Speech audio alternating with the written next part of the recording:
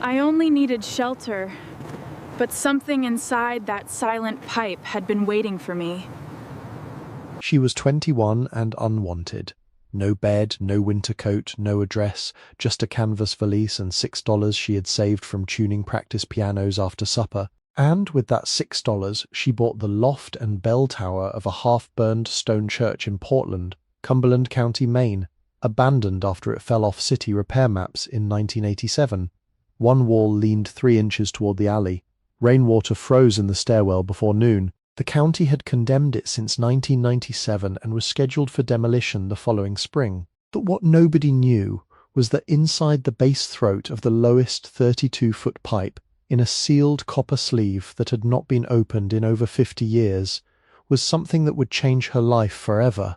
Before we continue, if stories like this mean something to you, hit subscribe and tell us in the comments where you're watching from. We love seeing how far these stories travel. Elias Ruth Mercer had been listening her whole life without knowing it.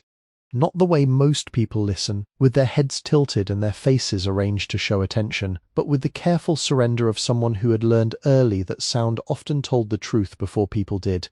A kettle trembled differently when there was not enough water in it. A porch step complained in a lower voice when a man had come home angry.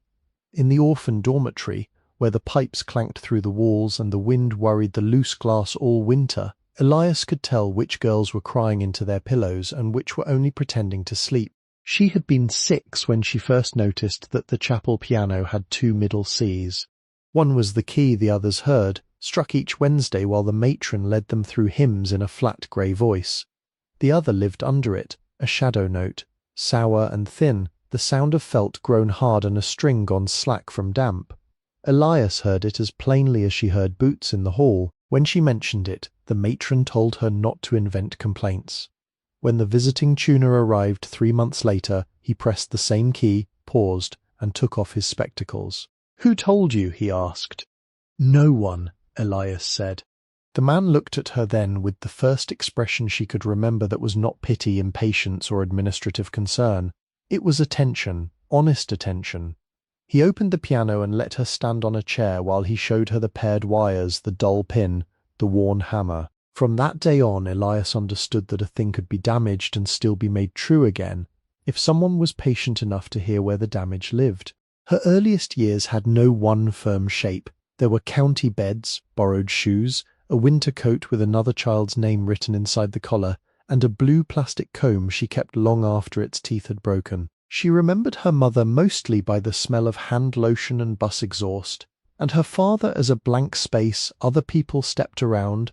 Records called him unknown, adults called him absent, Elias called him nothing at all. The home where she grew up stood behind a municipal garage in Bangor, a brick building that had once housed nurses and later housed children no one had placed elsewhere. It was not cruel in the way stories sometimes require cruelty to announce itself.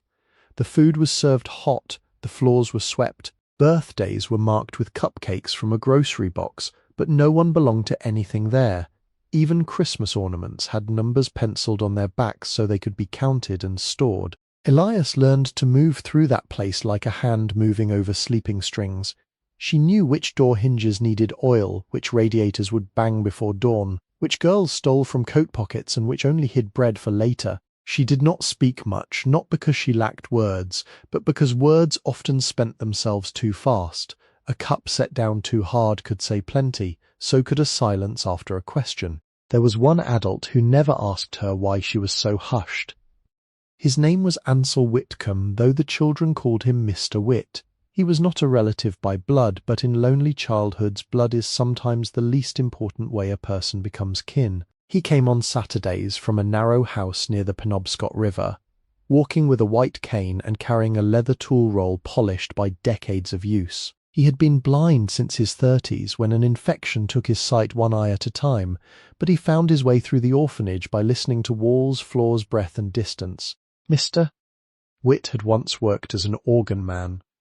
Not a church musician, though he could play if pressed, and not a salesman, though he knew the companies and their proud brass plates. He had been the kind of tradesman whose name disappeared after the dedication service. The man who climbed into the dark chambers behind sanctuaries and made wind behave. He could trim leather valves by touch, solder a seam in a zinc pipe, dress a wooden stop action until it moved without complaint, and hear from the nave whether a reed tongue was sitting half a hair too open. On Saturday afternoons, after the lunch dishes were stacked and the younger children sent outside, he was allowed to use the unused washroom behind the chapel for lessons no one had officially approved. Elias would guide him there by the elbow, though he did not need guidance, and he would unroll his tools on an oilcloth square. There were awls with dark handles, a burnisher smooth as bone, soldering irons, tuning cones, hide glue in amber flakes, and strips of pale sheepskin wrapped in brown paper. The first lesson was always washing hands. Clean hands tell the truth, he said, and made her scrub under every nail before she touched leather, pipe metal, glue, or wood. The second lesson was waiting. Hide glue could not be hurried. Sheepskin had to soften without drowning. Copper took heat slowly, and if the seam was rushed, the solder sat on top like a lie. Mr. Whit worked by feel and sound, and Elias watched him with the devotion of a child who had been given a door out of loneliness, and did not intend to let it close.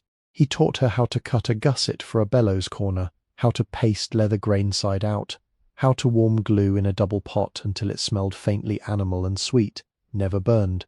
He taught her to tap a pipe with one knuckle and listen for a clear ring or a buried bruise. He showed her how a pipe organ was not one instrument but a weather system under discipline, wind moving through wood, leather, tin, lead, copper, and patience. Sometimes when the chapel was empty, he let her sit beside him at the little reed organ used for funerals and rainy day services. His hands found hymns by memory. Elias watched the stops move. She listened under the melody, past the notes themselves, into the breath between them. That was where Mr. Whit always seemed to live, in the part of music no one could show on paper. When she was 12, he brought a cracked copper pipe no longer than her forearm and set it on the washroom table. "This one has lost its speech," he said. The mouth had bent inward. The solder seam had opened near the foot.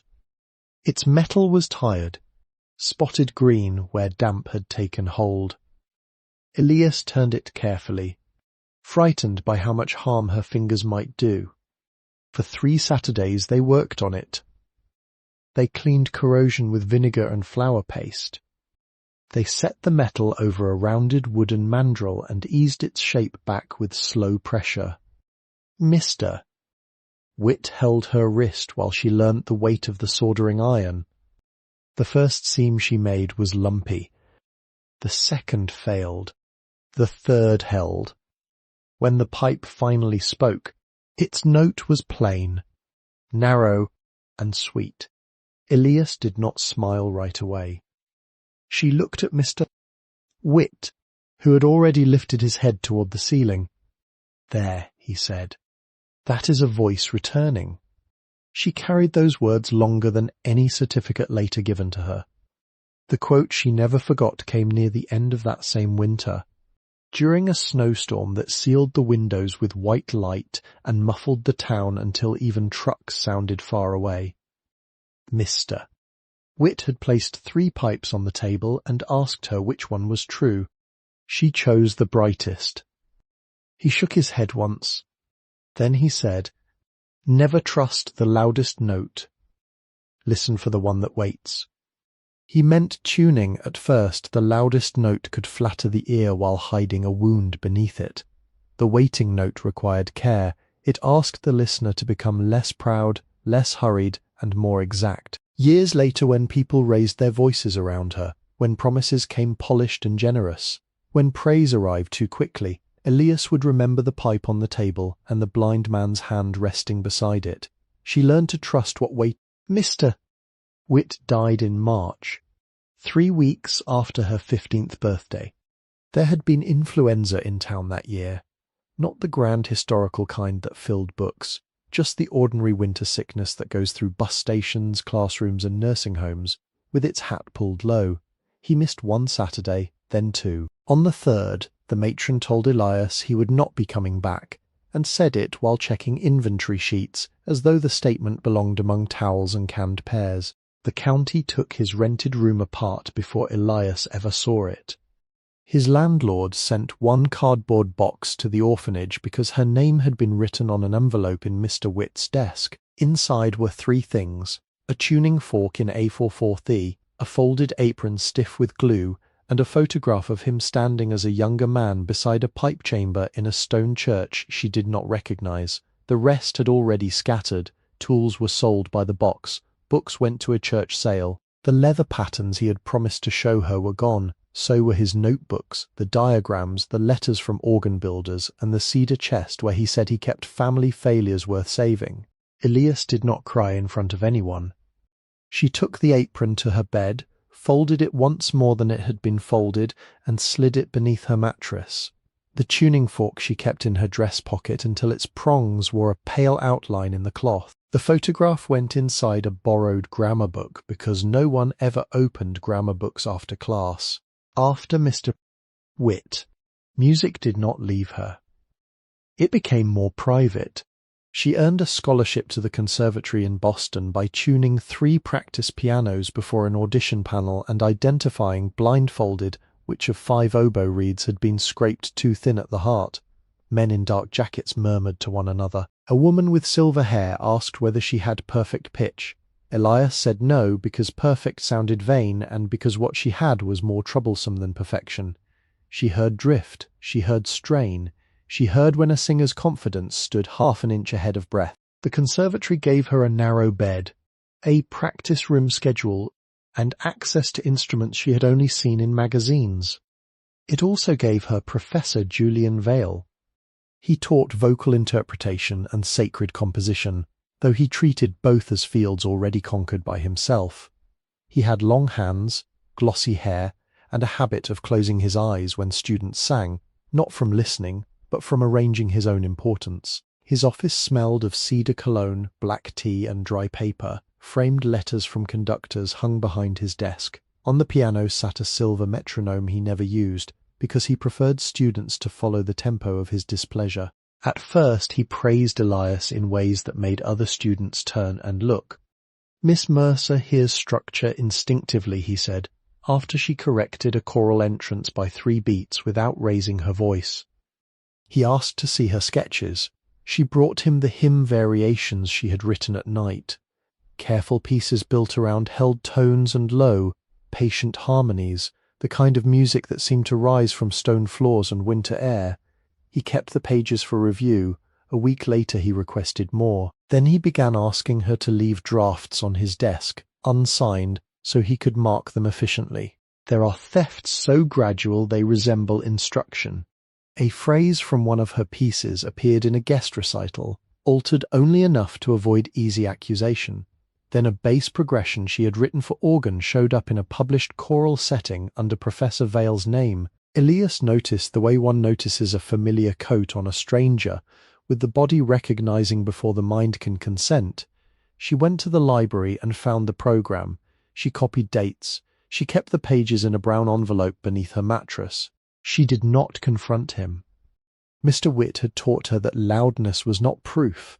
Elias gathered what she could. She asked the copy room attendant, a retired soprano with swollen knuckles, to stamp dates on her drafts. She saved carbon sheets. She wrote less, then more carefully. Professor Vale began to watch her with a different expression, one that had no praise in it. In early November, her scholarship review was delayed. By Thanksgiving, she was summoned before a discipline committee for unauthorized use of departmental materials, improper copying of faculty compositions, and insubordinate conduct. The words were clean and heavy. They sounded official enough to bruise without leaving marks. Professor Vale sat 3 chairs away, holding his folded hands, his face arranged in sorrow. Elias answered only what she could prove. The proof she had was gone. Her room had been searched during rehearsal. The brown envelope was missing. So was the photograph of Mr. Witt, the apron, and the tuning fork, which had no value to anyone but her. When she asked where her personal effects had been placed, the dean said the matter under discussion was not housekeeping. She understood then how thoroughly a person could be erased by people who knew how to use letterhead. By December, She was no longer a student. The school did not call it expulsion in the first letter. It called it administrative separation pending further review. The dormitory called it vacancy. The dining hall called it inactive meal status. She called it winter. There was still one place she might have gone. Her mother, Marlene, had remarried while Elias was away at school, and now lived in a clapboard house outside Worcester with a man named Victor Hale, who sold insurance, kept his receipts in cigar boxes, and believed music was a hobby that had gotten out of hand. Elias had visited twice before. Each time she had been given the sewing room, a towel already damp from someone else's use, and the sense that her presence had been counted against a household budget. Victor was not a man who shouted often. He preferred correction at normal volume, which made it worse. He could make a dinner table fall still by folding his napkin. His shoes were always polished. His radio was always tuned to business news. When Elias arrived with her valise and the conservatory letter, he read the letter twice, not because he needed to understand it, but because he enjoyed the official language confirming what he had already believed. Marlene stood near the stove with her hands in dishwater. "She can stay through Christmas," she said. Victor looked at the calendar on the wall. Christmas has passed. It had, by 2 days. The eviction happened on the morning of December 27th, 2019, under a sky the colour of tin. Elias had slept badly in the sewing room, wrapped in a thin quilt that smelled of cedar blocks and machine oil. At 6, she woke to the sound of the hall closet opening. At 6:10, Victor placed her canvas valise by the front door. On top of it lay her black dress shoes, a paper sack with 2 rolls inside, and the broken-handled umbrella she had carried from Boston. The physical object she remembered most was not the valise. It was a grey wool glove, only one. Her left glove. The right had been lost on the train, and the left lay folded on the hall table like evidence of a life too incomplete to defend itself. Victor picked it up with 2 fingers and set it on the valise. Marlene did not look at Elias. She dried the same plate over and over until the towel made a faint squeak against the porcelain. Victor opened the door. Cold entered at ankle height first, then rose around them. "You have worn out every welcome here." 8 words. Calmly spoken. Elias reached for her valise. The handle had cracked at one metal bracket, so she had to lift it from beneath. The paper sack slid off and rolled against the threshold. One roll split open on the mat. She bent to pick it up, and while she was bent, she saw her mother's shoes turn slightly away. That was the betrayal, not a speech. Not a denial. Just the turning of 2 worn brown shoes toward the kitchen, as though the daughter at the door had become weather. Elias put the roll back into the sack. She placed the single glove in her coat pocket. The coat was not meant for winter. It had been bought second-hand in September. Black wool blend. Too thin at the cuffs. Missing one inner button. She stepped onto the porch. Behind her, Victor said something about gratitude. The door closed before he finished. She walked until the neighbourhood ended. The first day carried her to Worcester proper, where exhaust hung low between brick buildings and the sidewalks had been salted into grey paste. She counted her money in the public library bathroom, $11.42 from the last coins in her desk. A $5 bill her mother had slipped into the paper sack without looking, and the $6 in her shoe, folded twice beneath the insole. She did not spend the 6. She had made that rule without knowing why. She bought coffee because the library allowed patrons to sit longer if they held a cup from the cafe. She made the rolls last until evening that night. She slept in the bus station beneath a poster advertising Cape Cod summers. Her valise strap looped twice around her wrist. At 3 a.m, a security guard tapped her shoe and told her she could not lie down. She sat upright until dawn, listening to vending machines hum in 2 different keys. By the 3rd day she was in Lowell. She had taken a regional bus because the ticket was cheaper than staying warm all day, and because motion felt less like failure than sitting still. Lowell's canals were black with winter water. She found a church that served soup at noon and another that opened its basement for women when the temperature dropped below 15. The room had cots with plastic mattresses and a volunteer who whispered even when no one was sleeping. Elias lay awake near the furnace and listened to the metal expand.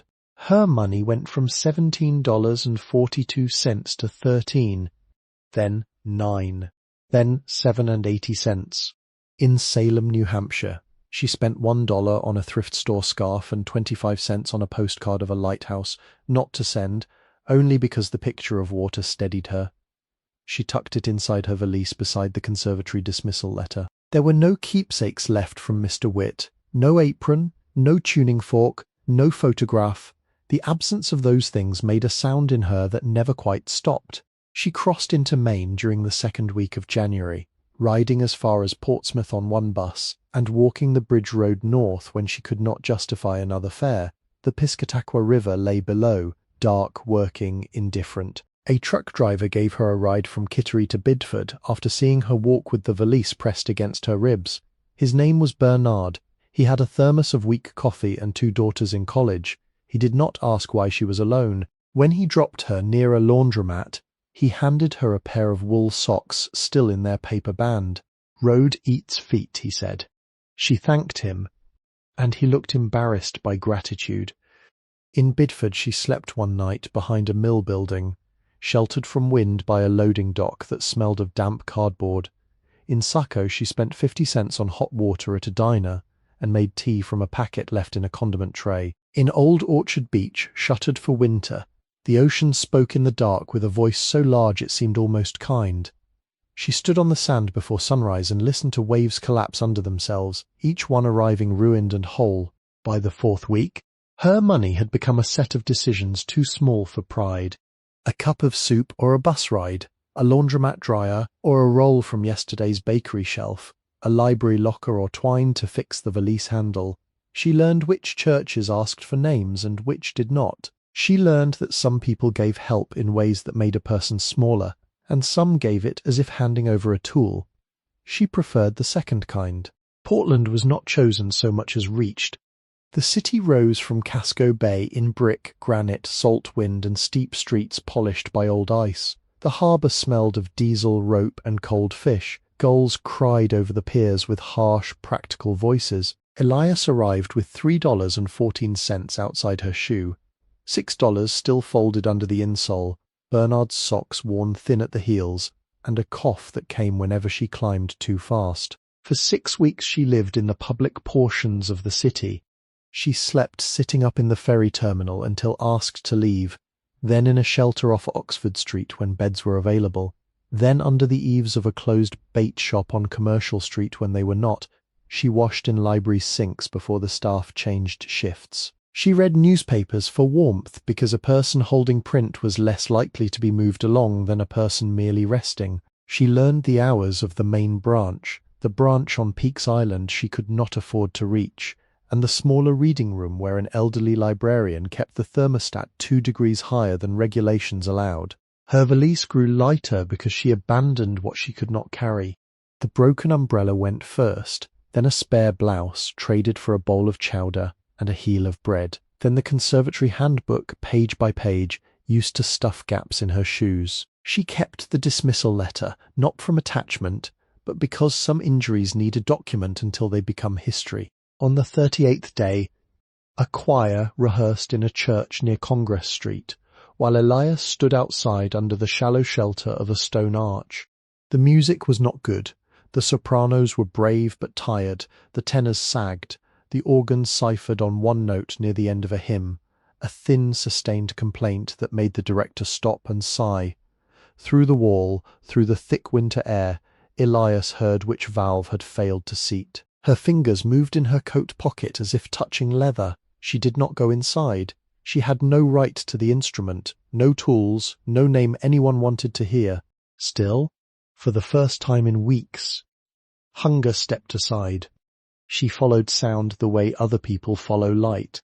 That was how she began spending afternoons in the library's local history room, reading about church organs, closed parishes, fire reports, and buildings sold for unpaid taxes. Portland had more abandoned sacred spaces than tourists noticed. Chapels folded into condominiums, parish halls turned into storage, sanctuaries emptied by mergers, scandals, insurance failures, aging congregations and heating bills that ate through offerings faster than faith could replace them.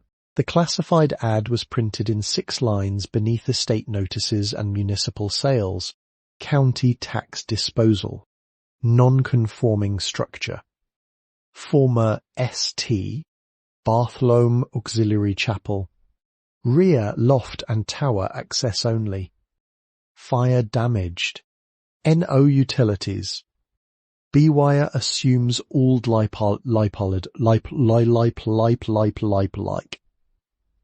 Picture this, B-wire assumes old lipolider. Minimum bid, $6 cash.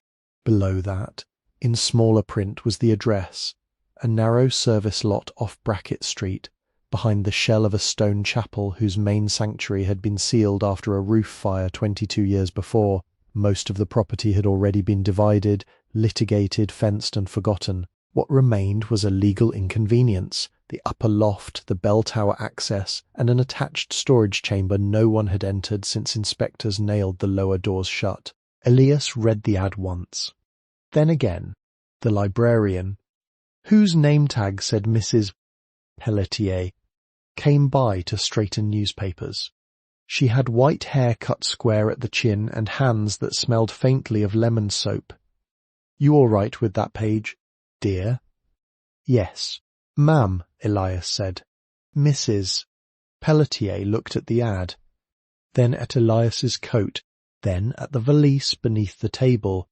She did not offer advice. That was a kindness. She only said, "County office closes at 4. Elias wrote the address on the back of the lighthouse postcard. At the bathroom sink. She took off her left shoe and removed the folded $6. The bills were soft from weeks beneath her foot, warm for a moment in her hand, then ordinary again. She smoothed them against the sink edge.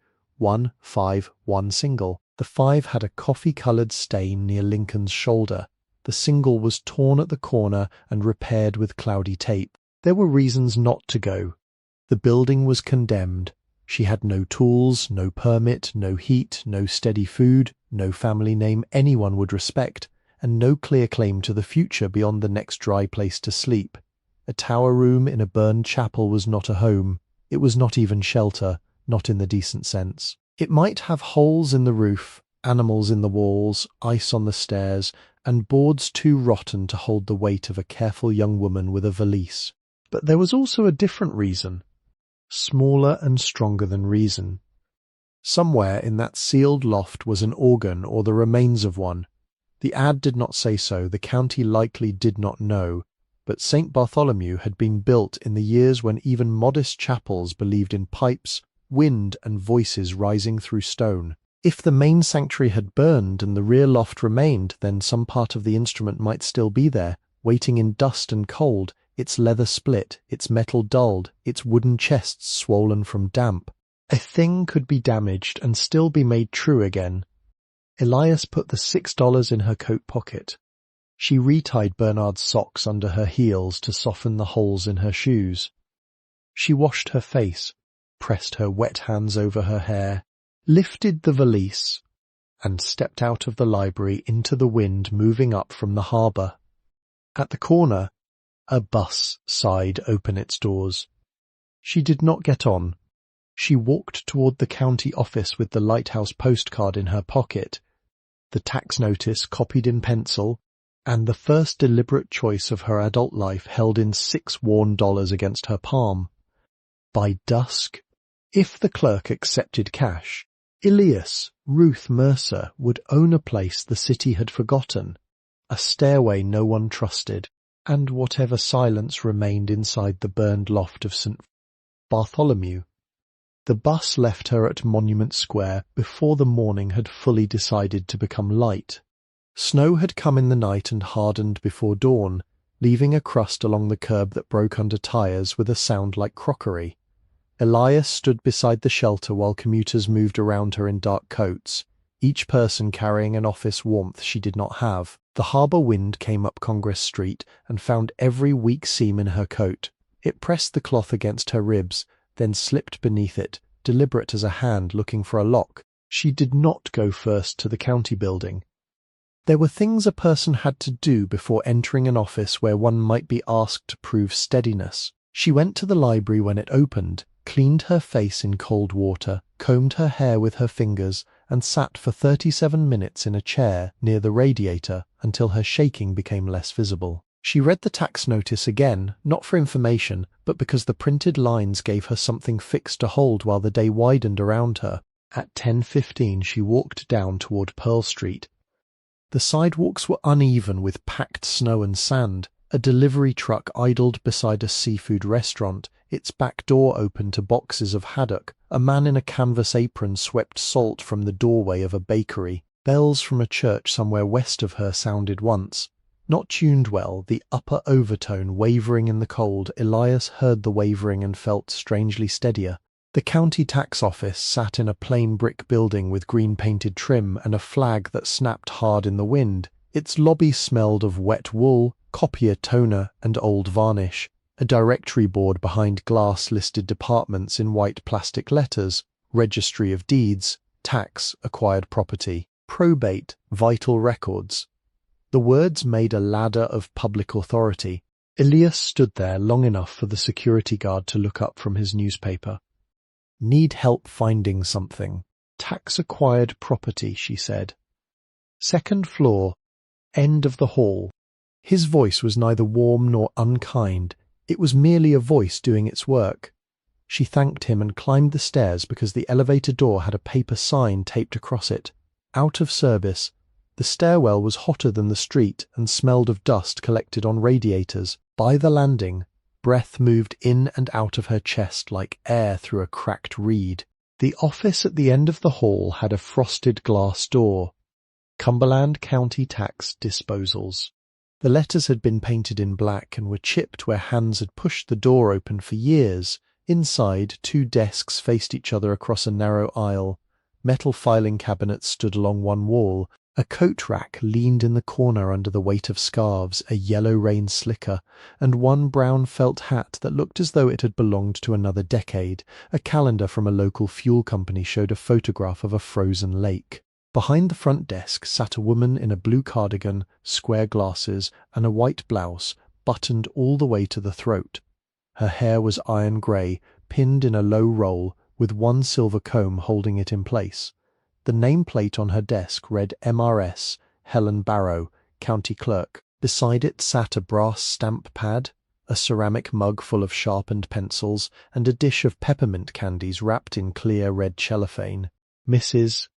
Barrow looked at Elias's coat, then at the valise, then at the postcard folded in her hand. "Yes, I came about the tax disposal notice." "Which one?" Elias set the postcard on the counter and turned it so the penciled address faced the clerk. "Mrs." Barrow took up a pair of reading glasses hanging from a chain and lowered them onto her nose.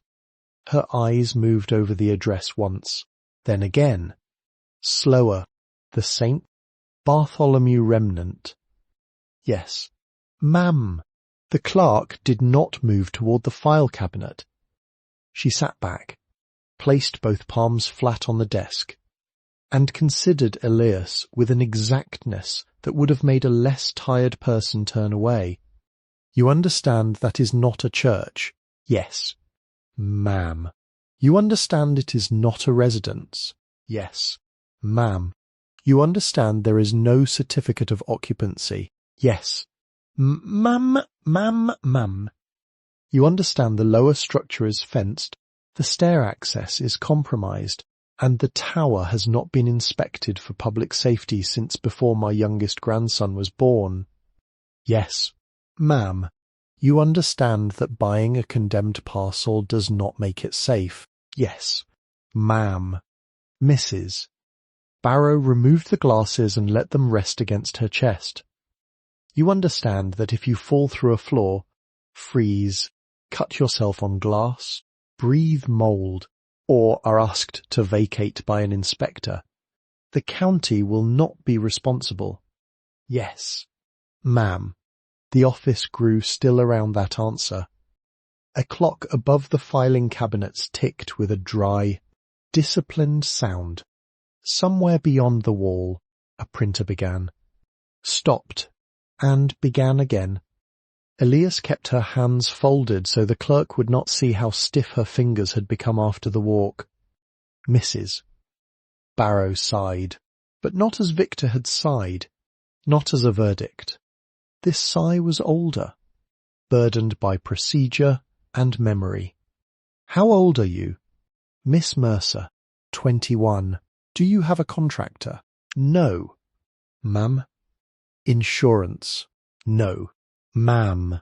Address? Elias waited 1 second too long. Mrs. Barrow noticed. Her face did not change, but her pencil stopped. Current mailing address, the clerk said more softly. The library will hold general delivery for a little while. Libraries do not hold legal mail. No. Ma'am. Then we will list the acquired parcel as mailing address after transfer, though I dislike the circularity. She stood with care, as if her knees had opinions. At the file cabinet, she pulled open the lowest drawer and searched through folders labelled in a precise hand. When she found the one she wanted, she carried it back and laid it between them. The folder was tan, water-stained at one corner, and thick with folded inspection reports, photographs and forms that had been copied so many times the letters looked tired. Mrs. Barrow opened it. The first photograph showed the chapel from the street before the roof fire, stone walls rising close to the sidewalk, narrow lancet windows, a modest tower with a slate cap, and a wooden sign that had once read St. Bartholomew Auxiliary Chapel. The second showed the same place after flames had eaten the rear roof and blackened the bell openings. The third was a close picture of a nailed door, a county warning placard, and ivy grown through the lower fence. The sail covers the rear loft, tower access, and an attached chamber over the former vestry, Mrs. Barrow said. Not the sanctuary floor, not the street frontage, not any ground beyond the service passage. The legal description is unpleasant. She turned a page. Rights of entry are by the alley off bracket. You will have no parking, no utilities, no claim against adjoining owners, and no right to disturb the lower sealed nave unless separate court permission is granted. The county's interest is disposal, not rehabilitation. Elias nodded. You should also know, Mrs. Barrow continued, that men have come in here for years joking about buying it. They like the idea until they read the liability form. Then they ask whether the county will clear debris, whether the city will waive fees, whether there might be copper to strip. We tell them no, and they leave. Elias did not say anything. The clerk looked at her thin coat and worn shoes again. What do you intend to do with it? The honest answer would have sounded foolish in that room. She intended to listen. She intended to climb unsafe stairs toward an instrument that might no longer exist. She intended to choose a ruined place over no place. None of that belonged on a government form. I intend to keep it from being taken apart, she said. Mrs. Barrow's gaze lowered to the file. That is not a plan. No. Ma'am. It is, however, a sentence I prefer to some others I have heard. The clerk reached for a form printed on blue paper. She tapped 3 places with her pencil. Initial here, here, and here. Sign the liability acknowledgement, then the quitclaim deed. I will witness. Payment must be exact cash, and the county will provide no change. Elias reached into her coat pocket. The bills had warmed against her palm during the walk, but on the desk they looked poor and exposed. Mrs. Barrow did not touch them right away. She looked at the $5 bill with its coffee stain and the single with cloudy tape at one corner. Then she took both, aligned the edges, and entered the amount in a receipt book. Her handwriting was firm, with old-fashioned loops. Elias read each form slowly. Mrs. Barrow seemed prepared to be irritated by this, then perhaps changed her mind. She waited. The legal language was dense but not mysterious. It said risk in 20 ways. It said the county had warned her. It said no warranty. It said buyer assumes. It said condemnation remains. It said structure is transferred as is where is, with all faults visible and hidden. Visible and hidden. The phrase stayed with her. She signed her full name where the clerk pointed. The pen skipped on the last letter, leaving a pale break in the ink. Mrs. Barrow gave her another pen without comment. Elias traced the letter again. Careful not to make a blot.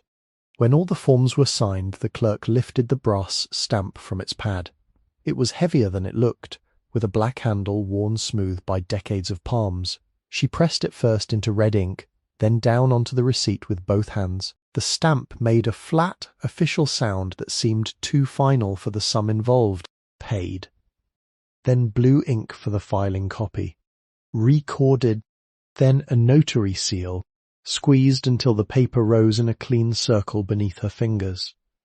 Mrs. Barrow gathered the documents, folded the buyer's copy into a county envelope, and wrote the address on the front. Before handing it over, she paused. Do not enter from the front fence. The neighbouring owner will call police and he will enjoy doing it.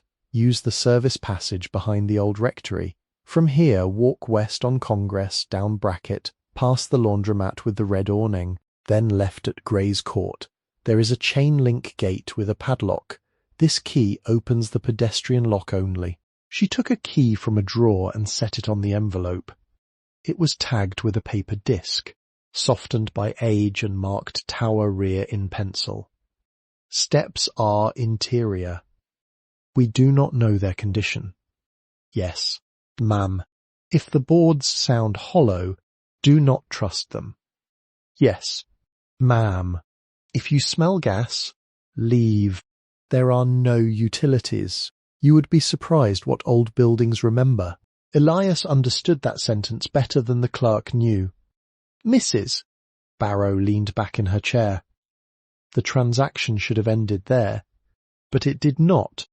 The clerk looked down at the signature on the forms, and something small altered in her face.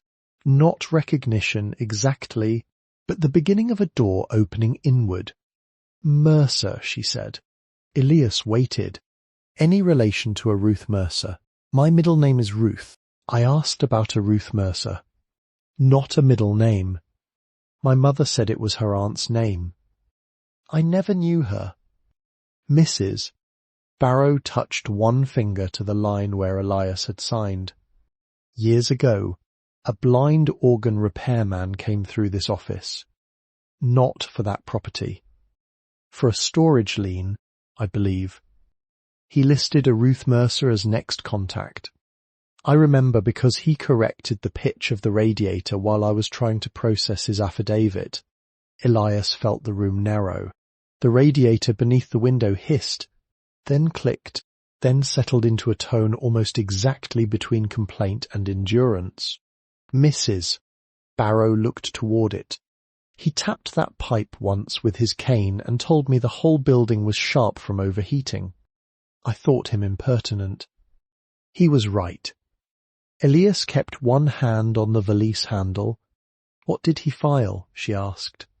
I could not tell you without searching archives, and some records were moved off-site. It may have been nothing of consequence. Men in trades often had storage units, unpaid bills, tools claimed by landlords, but he knew organs. That much I remember. Mrs. Barrow's eyes returned to her. You have his manner. Elias did not ask what that meant.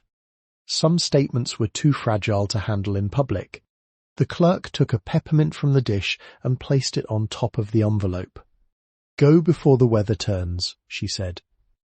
And do not sleep there tonight. Elias lifted the envelope. The key and the candy. Yes, ma'am. Mrs. Barrow gave her a look that suggested the answer had failed to reassure anyone. Outside, The day had grown brighter without growing warmer. Clouds moved low over the city, the undersides dark with unshed snow. Elias stood on the county steps and opened the envelope just far enough to see her name on the buyer's copy.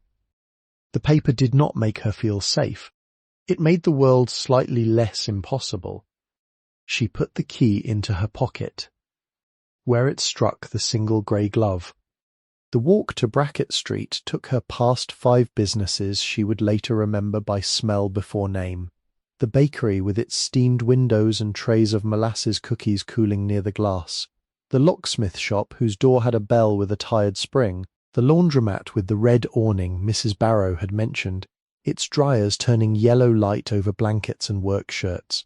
A pharmacy with green neon in the window and a handwritten sign for flu shots. A narrow used bookstore called the Lantern Shelf, where a cardboard box outside offered damaged hymnals for 50 cents each. She stopped before the box. The hymnals were water-warped and out of date, their cloth covers faded to blue-grey. She opened one and found 4-part settings written in square, obedient notation.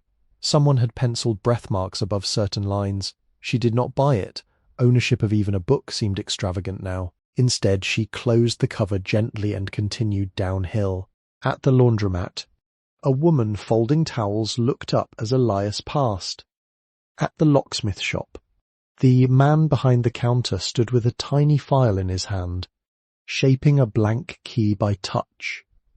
At the pharmacy, 2 boys in school coats argued over a newspaper display. All ordinary.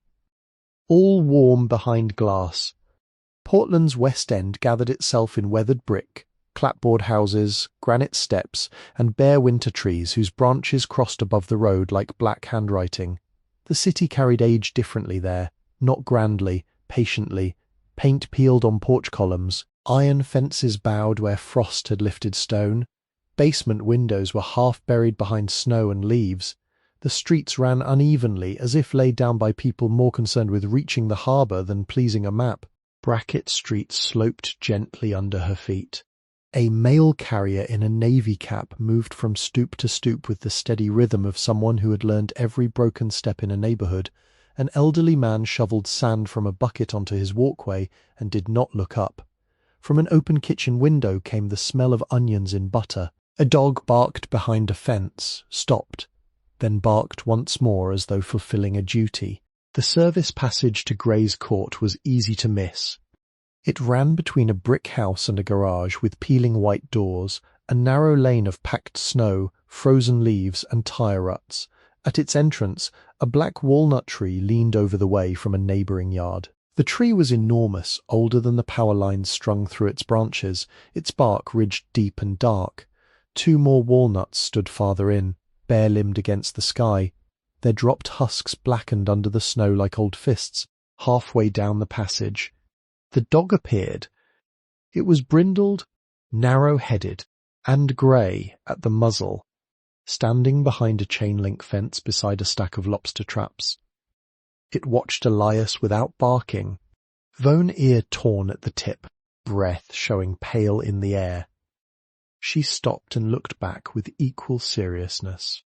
"I am not much," she said softly. "You are right to be cautious." The dog sneezed. From somewhere behind the fence, a woman called, "Rufus, leave it." Rufus did not move until Elias did. The chapel came into view in pieces. First the tower, seen between the garages, its stone darkened by soot near the upper vents. Then the rear wall, taller than she expected, built of rough grey granite blocks with brown mortar lines and narrow windows boarded from inside. Then the service door at the base of the tower, half hidden behind dead vine and a drift of wind-packed snow. The main sanctuary, what remained of it, faced another street beyond the fence and could be seen only through gaps. A roofline broken where fire had opened it, blackened rafters crossing the winter sky. A bell frame without a bell, and portions of stained glass boarded over with plywood. But the rear loft and tower stood more intact, as if the fire had bitten hard and then lost interest. Materials spoke even before she touched them. Granite, cold and stubborn, slate fragments underfoot, charred oak at the roof seam, iron hinges swollen with rust, a copper downspout dented and green along the wall. The dimensions were modest by church standards, but large enough to overwhelm a person arriving alone. Perhaps 28 feet across the rear, 40 feet up to the tower louver, and another 10 to the ridge where the slate roof had failed near the gutter. The chimney on the vestry side was brick, capped poorly with sheet metal that rattled in the wind. Above the sealed lower door hung the remnant of a sign, letters flaked away except for Bartho and Chap. The county placard near the front fence was newer than the ruin and more certain of itself. Danger. Condemned structure. No entry. Her key did not fit that gate, just as Mrs. Barrow had said. She followed the wall to the rear pedestrian lock. Snow had crusted around the bottom of the chain-link gate, and the padlock wore a sleeve of ice. Elias wrapped the grey glove around her hand and held the lock until a little body heat moved into the metal. The key resisted. She withdrew it, breathed against the teeth, tried again, and felt the tumblers shift with a reluctant click. The sound was small. It entered her like permission. Inside the gate, the passage narrowed further. Dead ivy clung to the stone. A pile of fallen slate lay beneath the eave. Someone had thrown 2 beer bottles against the wall years before, and their brown glass remained frozen into the dirt. She stepped over them, keeping close to the side where snow had not concealed the ground. The service door was wood, or had been wood before weather and smoke made it almost mineral. Its lower panel had split. A strip of tin had been nailed over one crack. The knob was gone. The county had installed a hasp and second lock, smaller than the gates. The key opened it more easily. The door did not open. Elias set down the valise, placed both hands against the rail, and pushed. Nothing. She listened. The obstruction was not the lock. It was swollen wood against the sill, and maybe debris on the other side. She shifted her shoulder against the door and pressed again. Not hard enough to break it, only steady enough to ask. The frame groaned. Ice cracked along the threshold, a little more pressure, then a scrape, a fall of grit, and the door opened 6 inches into darkness. Cold air came out. Not outdoor cold. Interior cold. The kept cold of stone. Soot. Standing water, and years without breath. Elias waited until her eyes adjusted. The entry was a narrow stair chamber. A broken broom lay across the first step. Plaster had fallen from one wall in grey scales. The air smelled of ash long past burning, mouse droppings, wet mortar, and old pigeons. Beneath those was something else, dry and faintly sweet, like aged wood and leather glue remembered by dust. She turned sideways and slipped inside. The door dragged behind her but remained open enough for light from the passage to reach the lower steps. She did not close it. The first rule of entering unknown places was to keep the way out honest. She lifted the broken broom and set it upright against the wall, not because it was useful, but because stepping over fallen things in darkness was how ankles were lost. The staircase rose along the tower wall, narrow, wooden, and steep. Its treads were worn hollow in the middle by generations of feet. Some had split at the edges, others were covered in plaster dust. She placed her weight near the side stringer, where boards were most likely to hold, and tested each step before committing. The valise bumped her thigh. Once, halfway up, a tread made such a deep sound beneath her shoe that she froze and waited for it to decide whether to brake. It did not. At the first landing, a slit window admitted a line of grey light. Snow had blown through a crack in the frame and gathered on the sill. Someone had carved initials into the wood long ago. J.M.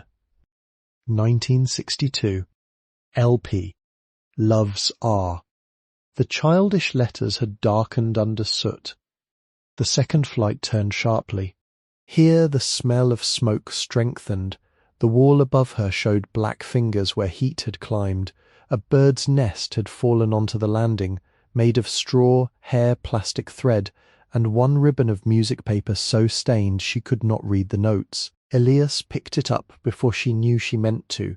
The paper was brittle, She laid it on the windowsill, away from her path. At the top of the stairs was another door, this one hanging crooked on one hinge. Beyond it lay the rear loft. The space opened wider than she expected, a long chamber above the former vestry and behind the sealed sanctuary wall. 5 tall windows had been boarded from within, though daylight came through cracks in thin blades.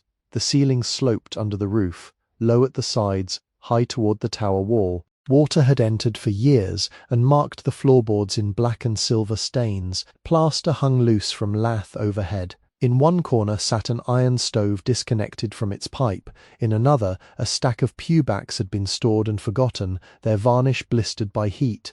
Dust lay everywhere, but not evenly. Paths crossed it. Not recent human paths. Smaller, mice along the wall, birds near the windows, water beneath the roof leak, a larger sweep down the centre, where the floor had once been used to move something heavy toward the sanctuary opening. Elias stood still and listened. The building answered in layers. Wind moved through the broken louver above. Somewhere a loose sheet of metal tapped at intervals against stone. Water dripped into a pan or hollow board.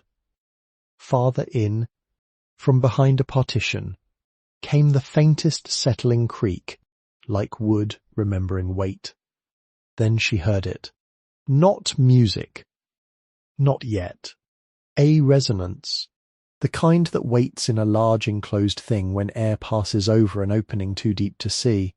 She turned toward the tower wall and crossed the loft slowly, avoiding the worst of the water-dark boards. Her shoes left marks in soot. At the far end, half concealed behind a fire door warped by heat, a low opening led into the chamber above the former organ gallery. She had to crouch to pass through.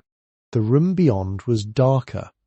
Her first sense was smell, dust, soot, rust, dry leather, and the faint animal sourness of sheepskin that had aged past use but not past recognition.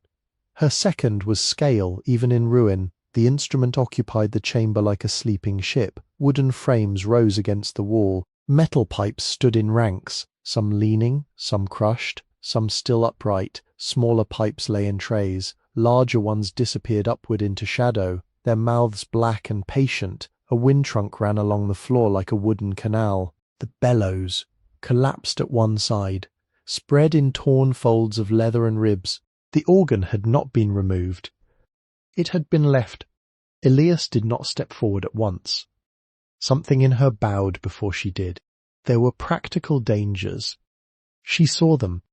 A cracked beam near the roof. Bird droppings. A place where the floor had lifted from damp. A length of wire hanging loose. But the first thing her hands wanted was the ruined bellows. She held them back. Clean hands. Clean order. First, see. First, listen. First, do no harm. A square of daylight slipped through a hole in the roof and struck the tallest visible pipe, making its dull metal glow faintly along one edge. It was not the lowest pipe. The true base pipes would be farther back, perhaps wood, perhaps metal, depending on what the builders had been able to afford. But this one was high enough to reach into darkness. Its mouth was bent, its lip had been bruised by falling debris. Still it stood. Elias set down the valise. The sound it made on the floor travelled under the boards, through the wind chest, into pipe metal, and back again as a trembling too soft for most ears. Elias felt it more than heard it. The whole chamber seemed to take note of her. She remained there until the cold climbed through her shoes. Then she remembered the clerk's warning about night and the fading light outside the boarded windows. A person could own a place and still die foolishly in it. She returned to the loft, found a less damaged corner near the interior wall, and began the small work of surviving the first evening. The front room, if the loft could be called that, had one corner dry enough to sit in. She cleared broken plaster with a piece of pewboard, moving it into a pile near the wall. Under the soot she found floorboards of old pine, wide and tight-grained, scarred but not gone. She spread the thin quilt she had carried from the shelter, then placed her valise at one end for a pillow. From the paper sack in her pocket, she removed the peppermint Mrs. Barrow had given her and set it on the floor beside the county envelope, as though these were household goods. The back room was more useful and more dangerous. It held the organ chamber, a narrow storage alcove and a slant-roofed space where pigeons had made a long occupation. In the alcove, she found an enamel basin with a chipped rim, 2 rusted hinge straps, an empty kerosene tin, 3 cracked hymnboards and a wooden crate marked candles, though no candles remained. The crate smelled faintly of wax. She turned it upside down and tested it. It held her weight. A chair. Then she returned to the front room with it, along with a length of rope too frayed for safety but useful for tying the warped door against the wind. Her breath showed indoors.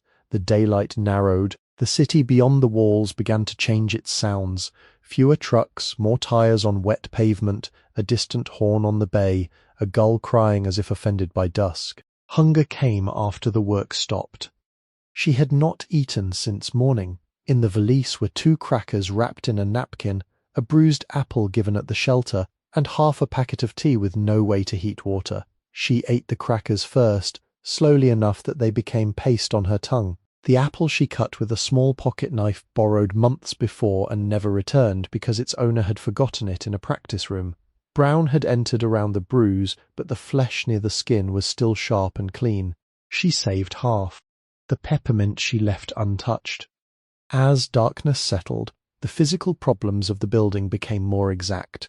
Wind entered through the roof wound and moved across the loft from west to east. The stair door would not close fully. Water somewhere above continued to drip, though the temperature had fallen enough that each drop sounded thicker, nearer to ice. The floor near the windows could not be trusted. The stovepipe had separated. The back chamber held too much debris to cross without light. She made a list in her head because lists were a way to stand upright inside fear. Door, roof, stove, water, floor, fire, food, tools, organ, not first, she told herself. The organ was not first. She wrapped the quilt around her shoulders and sat on the overturned crate until the last light left the cracks in the boards. The loft became a chamber of shapes rather than objects. The pewbacks leaned like patient witnesses. The county envelope paled on the floor. The valise became a darker rectangle against dark boards. The open doorway to the organ room held the deepest shadow of all, for a while. The city kept her company. Footsteps passed once in the alley below. A car door shut. Somewhere a woman laughed, then coughed. Rufus barked twice behind his fence. The sound of him reached the loft softened by stone, almost companionable. Later, even those ordinary noises thinned, and the building began to speak more clearly. Not in words. Buildings never needed words. The tower stone clicked as it cooled. The loose metal at the roof tapped, paused, tapped again. A board under the organ chamber settled with a sighing note close to F, though flat from damp. Far above, wind crossed the empty bell louver and made a low breath. Elias turned her head toward it. The sound moved down through the tower, through the dark loft, into the broken instrument, and for 1 second all the ruined parts seemed connected by air. She understood then that the first night would not be sleep in the ordinary sense. It would be an agreement. She moved from the crate to the floor, keeping her body close to the interior wall where the boards felt most solid. The quilt was too thin, so she pulled the empty valise against her knees and slid both hands under her arms. The county key rested in her pocket. Its teeth pressed into her thigh whenever she shifted. She was glad of that. Pain, if modest and precise, could keep a person from drifting too far into cold. She did not pray. Not exactly. She listened for danger. She listened for rats, for human steps below, for cracking wood, for the soft rush that might mean snow entering through the roof, for any change in the tower's breath. After midnight, the temperature dropped hard. Frost began whitening the nail heads along the nearest plank. Elias tucked her face beneath the quilt and breathed into a pocket of damp warmth. The smell of wool, soot, apple peel, and old leather surrounded her. Once, near the deepest part of night, a sound came from the organ chamber. A single, low settling note, so faint it might have been wood moving under cold.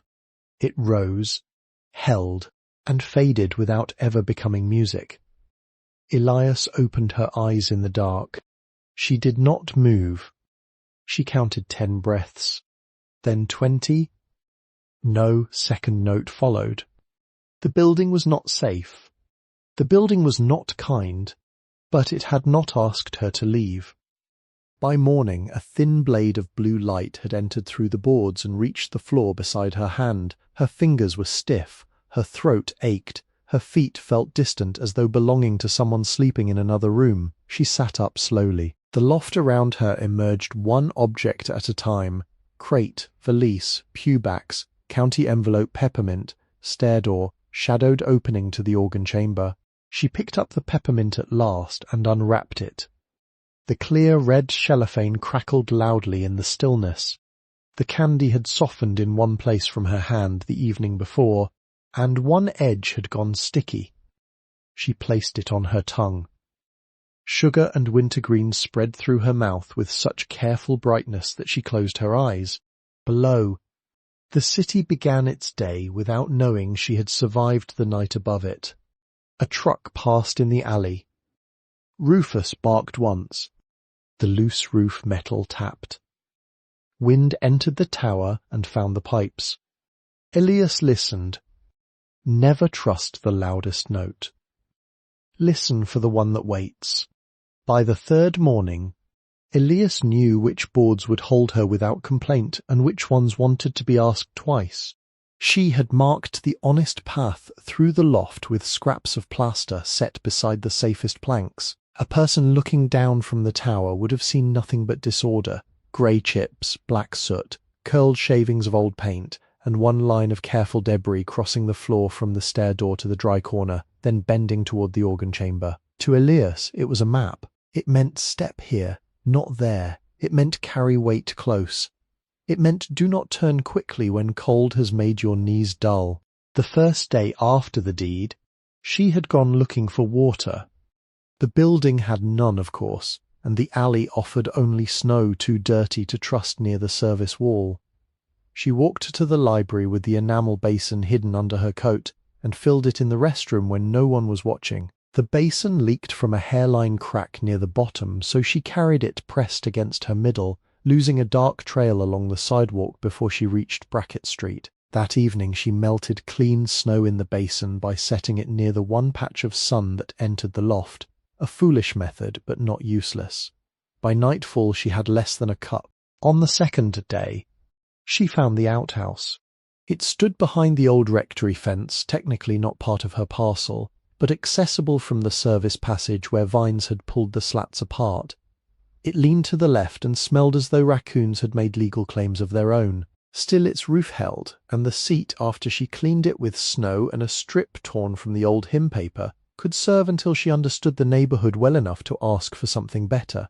She discovered a coffee can of lime beneath the bench, hardened at the top but powdery below. Whoever had last maintained the place had not been careless. Each small discovery became part of the day's order. Smorning test floor. Carry basin. Check door rope. Eat half of what remained. Walk to library or shelter if the weather turned. Return before dusk. Work while light held. Sit still when the body began making poor decisions. Listen after dark. By the third day, she had learned the floor's language. The board near the first window gave a high squeak and then held. The plank by the pewbacks bent but did not split if stepped on near the nail line. The darker boards beneath the roof leak were not to be trusted at all. In the organ chamber, the wind trunk had settled against the floor in a way that made it look like a support, but it was only old pine, hollow and damp. She laid a pew back across 2 joists to make a temporary bridge, and crossed it on hands and knees the first time. feeling the wood's answer through her palms. She did not touch the instrument more than necessary. There was too much dirt and too little light. A pipe organ, even ruined, was a system of relationships. Move one part rashly and another could break unseen. She spent hours with the pocket knife and a sliver of pew wood, clearing bird debris from around the bellows without cutting leather. She lifted fallen plaster away from smaller pipes and sorted them in 3 groups, bent but whole, crushed beyond easy repair, and uncertain. She found stamped numbers on several feet. She copied them on the back of a county form using the pencil from the tax office. On the afternoon of the 3rd day, her cough worsened. The soot in the loft had entered her sleeves, her hair, and the lines around her fingernails. Her throat carried the taste of cold iron. She understood she needed supplies before pride made the building her coffin. At noon she locked the service gate, placed the county envelope under the driest board in her corner, and walked back toward the business streets with a list folded in her pocket. The hardware store stood 2 blocks beyond the laundromat, narrow-fronted and deeper than it looked, with a green sign that read Madden & Sons Hardware in letters painted long before all the sons had left. The front windows held snow shovels, lamp wicks, boxes of screws, a red-handled axe, and 3 bird feeders turning faintly in the draught each time the door opened. A brass bell rang above her as she entered. Inside, the store smelled of seed, machine oil, raw pine, rope, and coffee that had been boiled too long.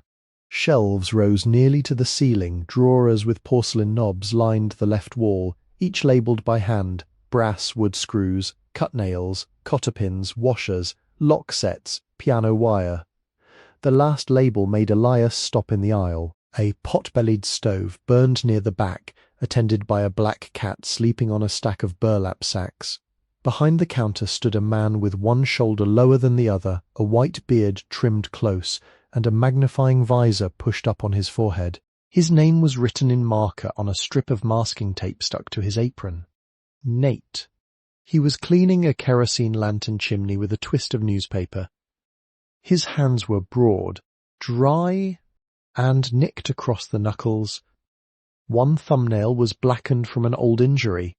"You lost," he said. "It was not a question. I need supplies. That does not prove otherwise." Elias unfolded her list. Nate set down the lantern glass and took the paper without reaching over much. A man accustomed to reading trouble at the edges of customers. His eyes moved line by line. Plastic sheeting. Roofing nails. Work gloves. Dust mask. Twine. Wood screws. Kerosene. Matches. Tin cup. Candle stub, if cheap. Used hammer, if any. He looked over the list at her. "You buying for that chapel remnant?" "Yes, sir." "Clerk told me someone finally signed for it." Elias said nothing. "Figured it would be one of the copper thieves." "You do not look equipped for thieving." "No, sir." "You look equipped for pneumonia." The cat opened one eye. Nate put the list on the counter and reached beneath it for a ledger book with marbled black covers. He turned pages slowly. Several names had been crossed out. Several more had dates beside them in red pencil. "I can sell you half of this." "I can loan you a third. The rest you should not be doing alone." "I cannot pay much today." "I did not ask what you could pay today.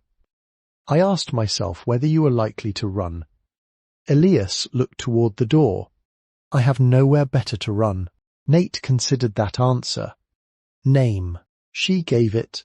He wrote it down in the ledger with the date, then drew a line beneath it. From a lower shelf he pulled a thin book with a torn blue cover, Practical Home Repairs for Owners of Small Buildings, 1978 edition.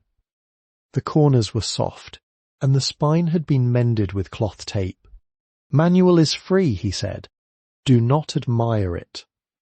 Read it. Then read it again before you lift anything heavier than your head. I can pay later. You can bring it back when the roof stops leaking. That will be payment enough." He moved through the store gathering items with an efficiency that did not waste kindness by making it visible. 2 pairs of work gloves went on the counter. Vone, new canvas pair with leather palms and 1 used wool pair, mended at the thumb. He rang up only the used pair. 75 cents. A paper dust mask. 10 cents. A bundle of lath strips from the scrap bin. No charge. 1 small tin of roofing cement, dented at the side. 40 cents. A box of 8-penny common nails. 32 cents. 16 roofing nails, counted by hand because she could not afford the box. 12 cents. A ball of cotton twine. 9 cents. A used claw hammer with a split handle wrapped in friction tape. Loan.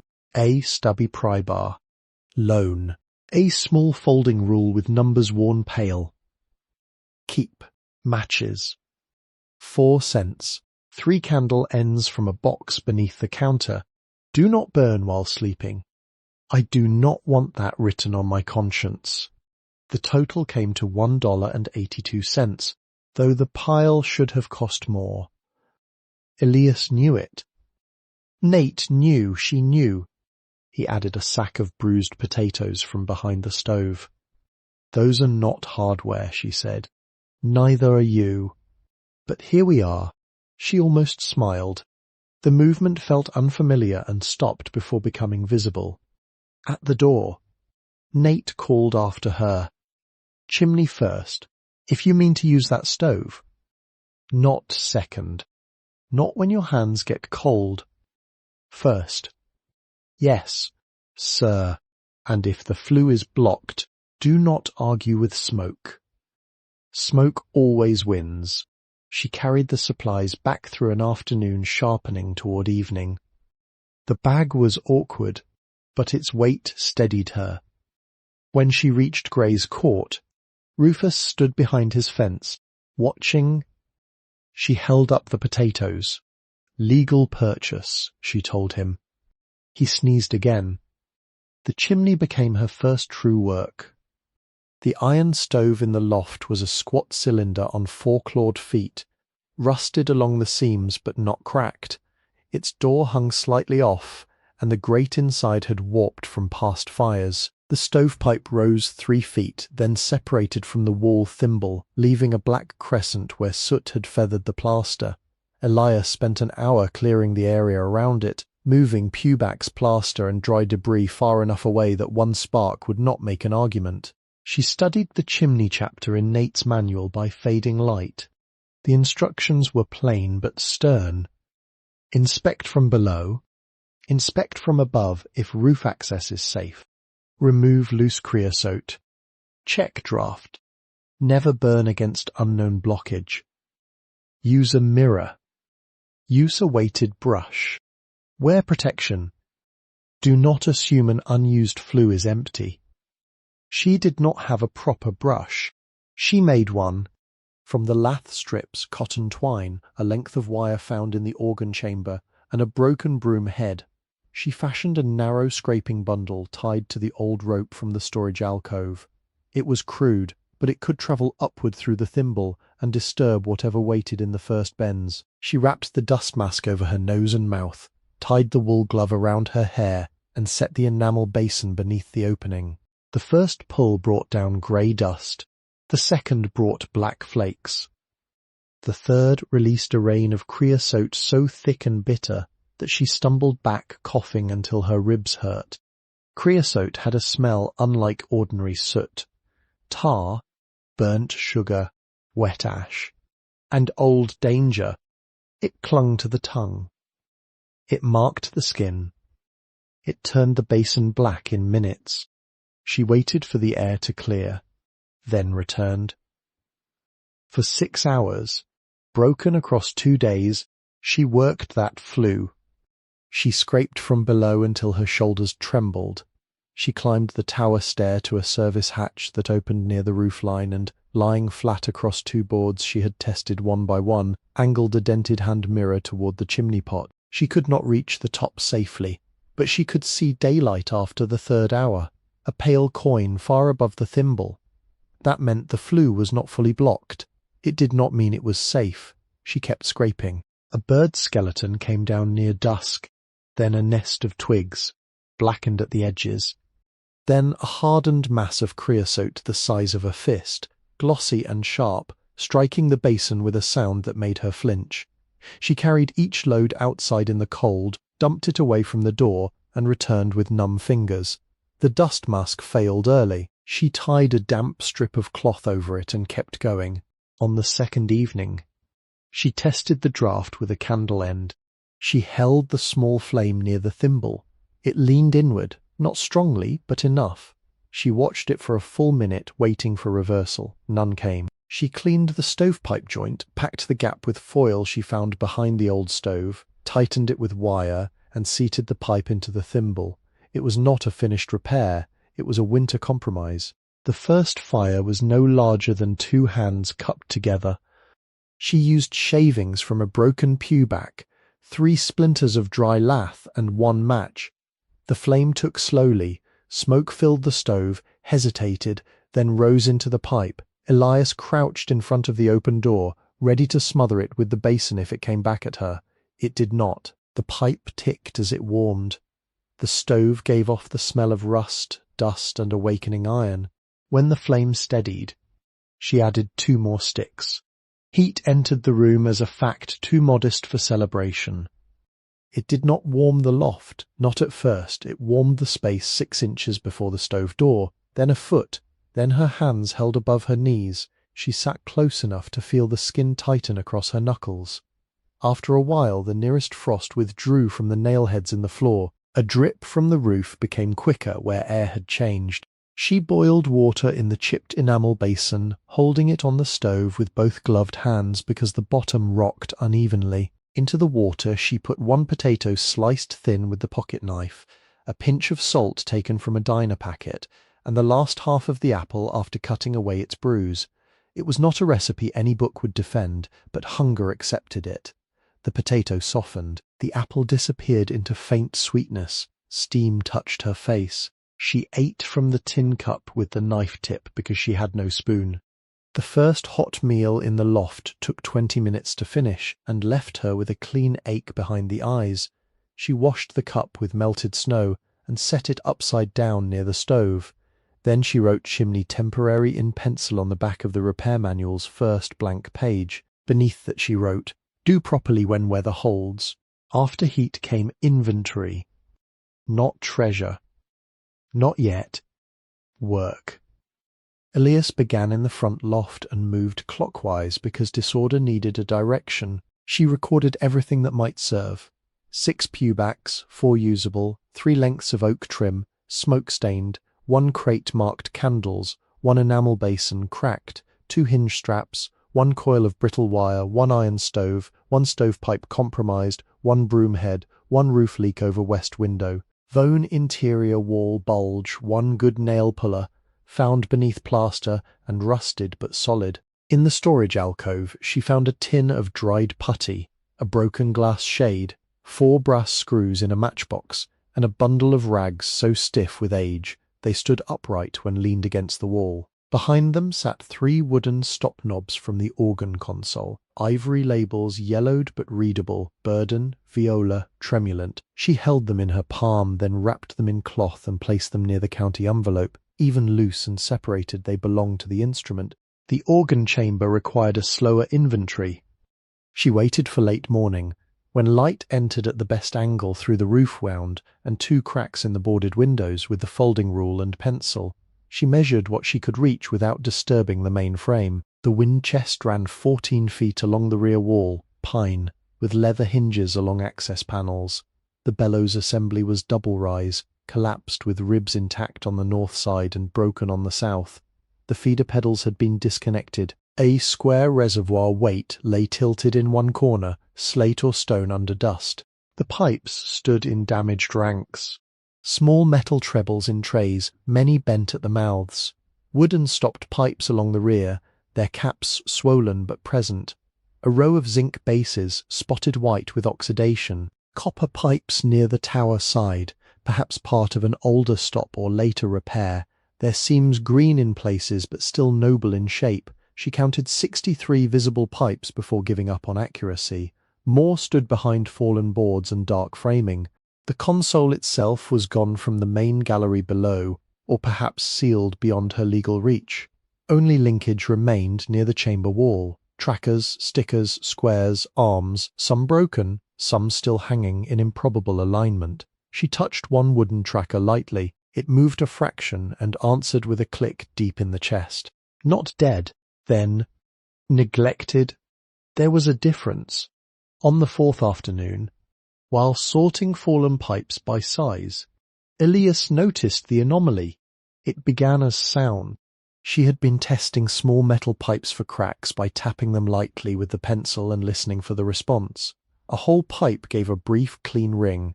A split pipe answered dull. A crushed one made only a flat tick. The work soothed her because it was exact, and did not ask who had believed her at the conservatory. Near the back of the chamber lay a pipe longer than the others she could move.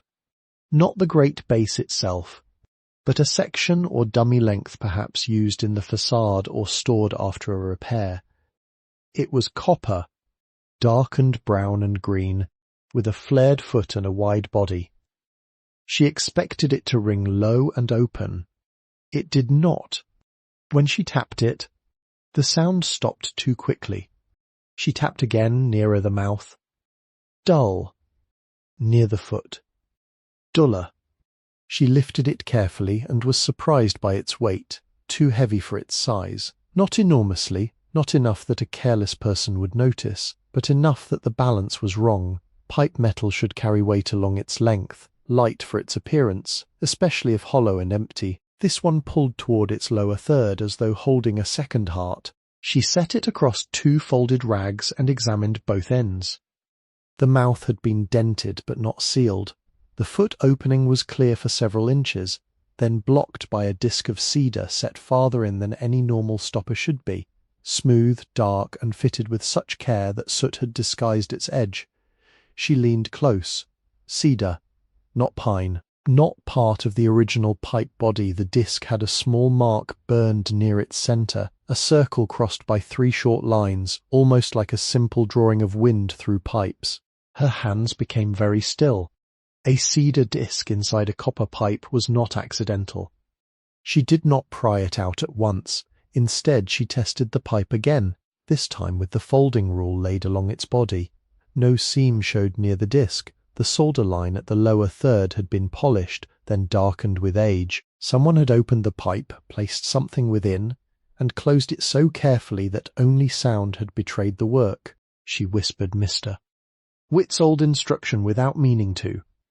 Clean hands tell the truth. Then she went to wash them. It was foolish and necessary. She took the enamel basin, broke ice from the water surface, warmed what she could near the stove, and scrubbed her fingers with ash and a sliver of soap from the shelter. Under the nails, across the palms, around the cracked places at her knuckles. Only then did she return to the copper pipe. She worked on the cedar disc with patience. The pocket knife blade was too sharp for prying and too narrow for force. She found a thin brass strip in the organ chamber, perhaps from a reed assembly, and wrapped one end in cloth. She eased it around the disc's edge, not lavering, only clearing soot and old wax. The seal had been made with beeswax or resin, dark and hardened. She warmed the pipe near the stove, not close enough to damage solder, only enough to soften the seal. Then she pressed again. The disc moved the width of a breath. She stopped, listened. The building gave its ordinary sounds: wind, drip, roof metal, distant dog. Nothing else. She worked another quarter hour, easing, warming, waiting. When the disc finally loosened, it did not pop. It surrendered. She caught it in her palm and turned it over. On the inner face, written in faded ink, were 3 words: for the listener. Elias sat back on her heels. The pipe's lower chamber was dark. She tilted it toward the stove light and saw cloth within, wrapped around a cylindrical form. Not loose papers, not coins rattling. Something prepared. She did not pull with bare fingers. From the crate marked candles, she took the cleanest scrap of old cotton, wrapped it around her hand, and reached inside. The first package slid slowly, resisting where the cloth had swollen from age. It emerged tied with linen tape, brown and stiff, and smelled of cedar, wax, and sealed thyme. Beneath it was a second, narrower package, then a third, heavier. At the deepest point, her fingers touched metal, a tin box, rectangular, just small enough to pass through the pipe's throat. She removed everything and laid the items on the floor in order. First package, long, soft, tied twice. Second, flat, wrapped in oilcloth. Third, compact, heavy, wrapped in blue wool gone nearly grey. Tin box, soldered at the corners, lid sealed with black wax stamped by the same wind mark. She did not open them in the organ chamber. The light there was poor and the floor unkind. One by one she carried the packages to the dry corner near the stove, placing them on the cleanest pew back, like offerings to a tribunal. Her pulse made a faint sound in her ears. She told herself that anything hidden in a pipe might be worthless, personal, or dangerous to disturb. She told herself not to build a future from a sealed object before knowing what it contained. Then she opened the long package. Inside lay tools. Not ornate tools, not display pieces, but working tools made by hands that expected them to be used. A small soldering iron with a wooden grip, blackened by decades of heat. 2 tuning cones, 1 brass and 1 steel. A leather knife with a curved blade, honed thin. 3 awls, a burnisher. A narrow pipe mandrel, a pair of dividers, a packet of reed tongues wrapped in paper. Each tool had been oiled before storage and wrapped separately, so that age had touched but not ruined them. Elias placed them in a row. The leather knife fit her hand as though the handle had been waiting for a similar palm. The second package held raw material. Sheets of sheepskin, dry but not cracked, protected between waxed papers, thin strips of pneumatic leather, linen tape, a packet of hide glue flakes in a small cloth bag, amber and still faintly shining, patterns cut from stiff paper labelled in a careful hand, reservoir corner gusset, primary valve, pallet leather, bellows hinge strip. There were measurements, ratios, warnings, do not overheat, do not stretch wet, grain outward, press under weight 24 hours. Her breath caught at the labels. The handwriting was not Mr. Witts, but it belonged to his world. The third package took longer. The blue wool had been pinned rather than tied, and the pins had rusted into the cloth. She worked them loose with the awl, vone at a time. Inside was a stack of music manuscripts bound between cedar boards. The title page had no printed publisher's mark, only hand lettering. 12 silent harmonies for organ and low voices, below it for the one who can hear the rests. Elias did not read further, not yet. The staves beneath the title carried notes written with the severe beauty of someone who knew both discipline and ache.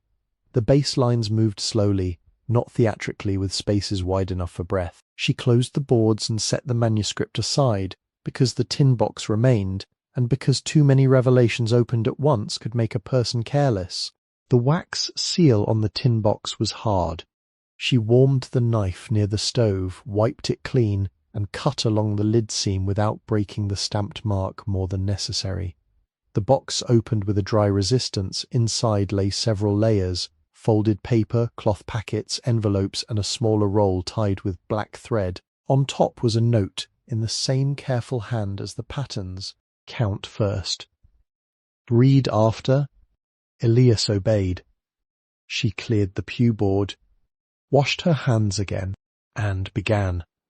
There were bills, old and newer, bundled by denomination with paper slips, 10s, 20s, 50s, and a few hundreds from different years, some silver certificates, some Federal Reserve notes, all flat and dry from careful storage. There were coins wrapped in cloth, Mercury dimes, Walking Liberty $half, 2 Morgan silver dollars worn soft at the cheek, a handful of wheat pennies and 1 Indian head cent, so dark she nearly missed its face. There was a small envelope containing 3 gold coins, which she did not recognize fully, though she knew enough to understand they should not be spent like ordinary money.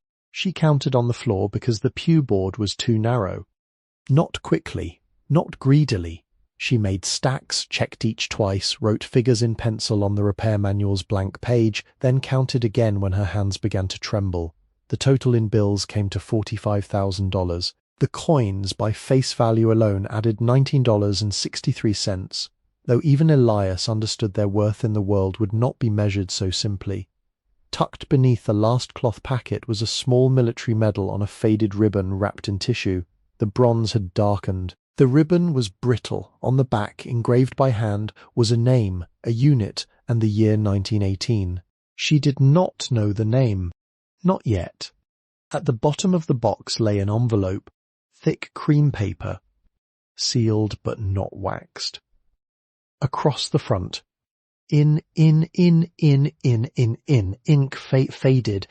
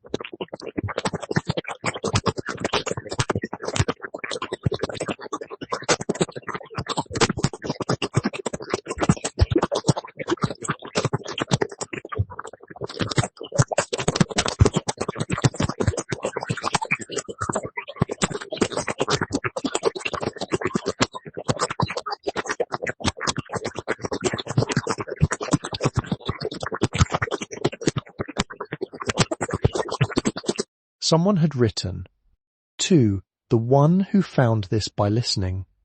Elias set the envelope down and moved both hands away from it. The money lay around her in careful stacks, more than she had ever seen, more than the conservatory had made seem possible except in endowments, more than Victor would have believed could sit hidden above a condemned alley. But it did not make the room larger. It did not make the roof stop leaking. It did not make her warm all the way through. It did not restore the stolen drafts or bring back the photograph, or place Mr. Witt's tuning fork again in her pocket. What it did was stranger. It made the future audible. Not loud. Not generous in the foolish way of sudden fortune. Audible, like a low pipe beginning to speak after decades of silence. The note not yet full, but present enough to prove the wind had found a path. She gathered the bills, wrapped them again, and returned most of them to the tin box. She did not know where safer could be in a building with a broken roof, but she knew scattered money invited panic. The tools she wrapped in cloth and placed beside her valise. The manuscript she slid under the county envelope. The medal she kept on the pew board because it felt wrong to bury it again before she understood whose chest had once carried it. The sealed letter remained unopened. Evening came while she sat there.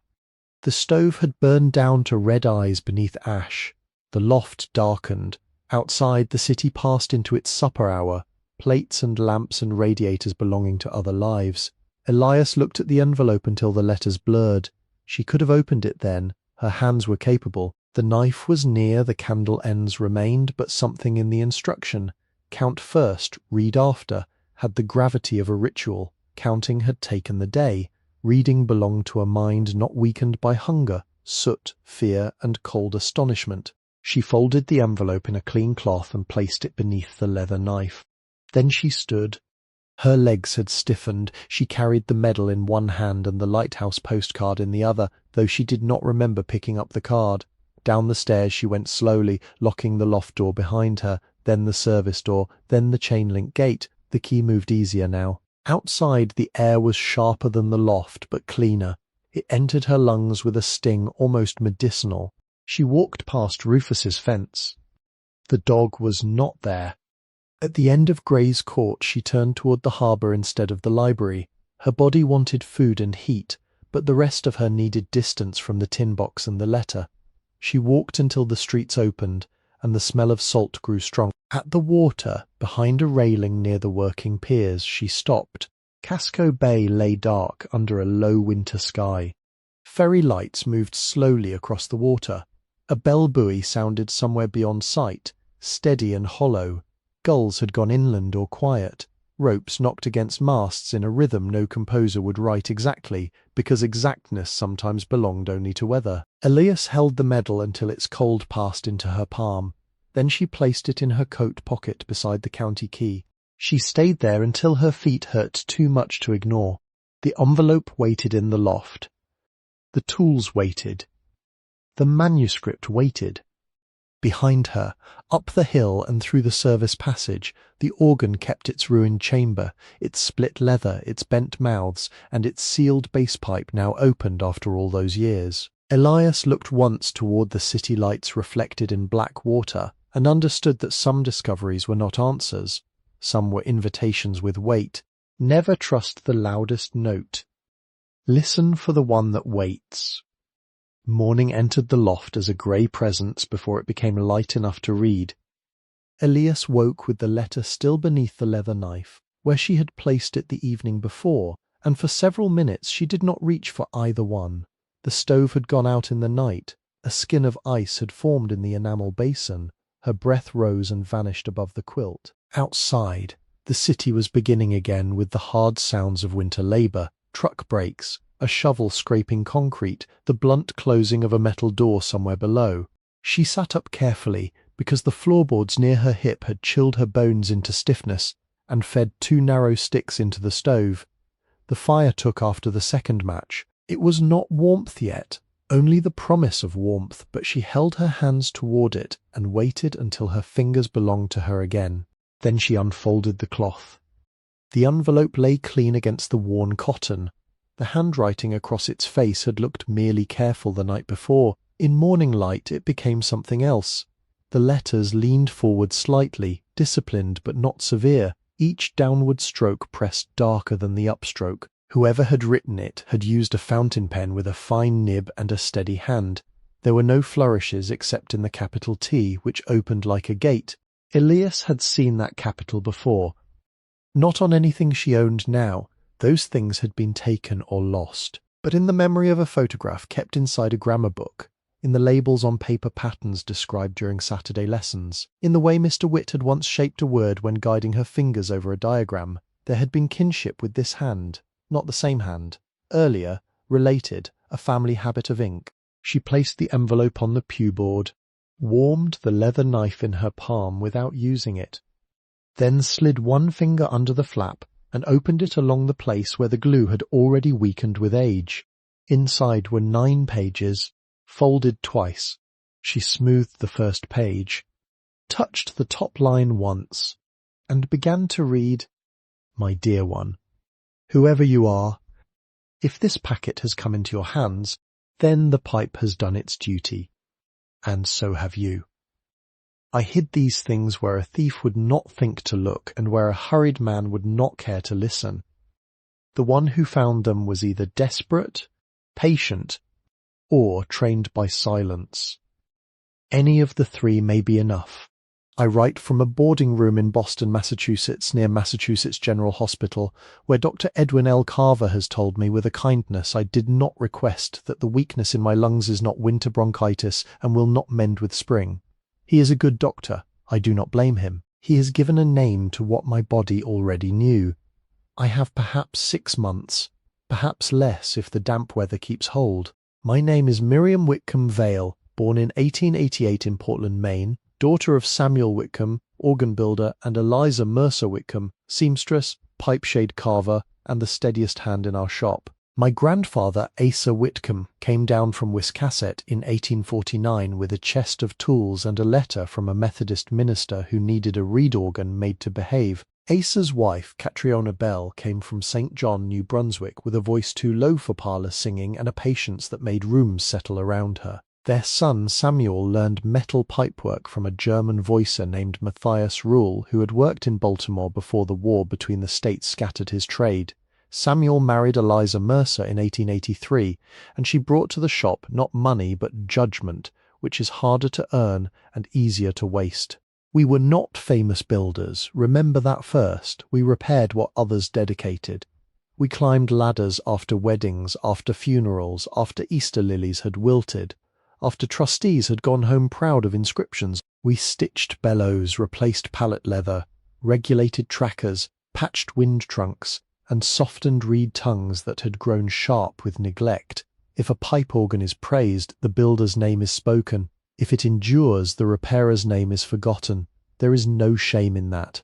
Our trade closed on October 18th, 1929, though the sign remained on the door until November. That morning a bank officer came with 2 papers and a hat he never removed. My brother Elias had lost the shop's account, trying to keep 3 church contracts alive through unpaid invoices. My husband, Thomas Vale, had already been buried 11 years by then, taken by influenza after returning from service in France.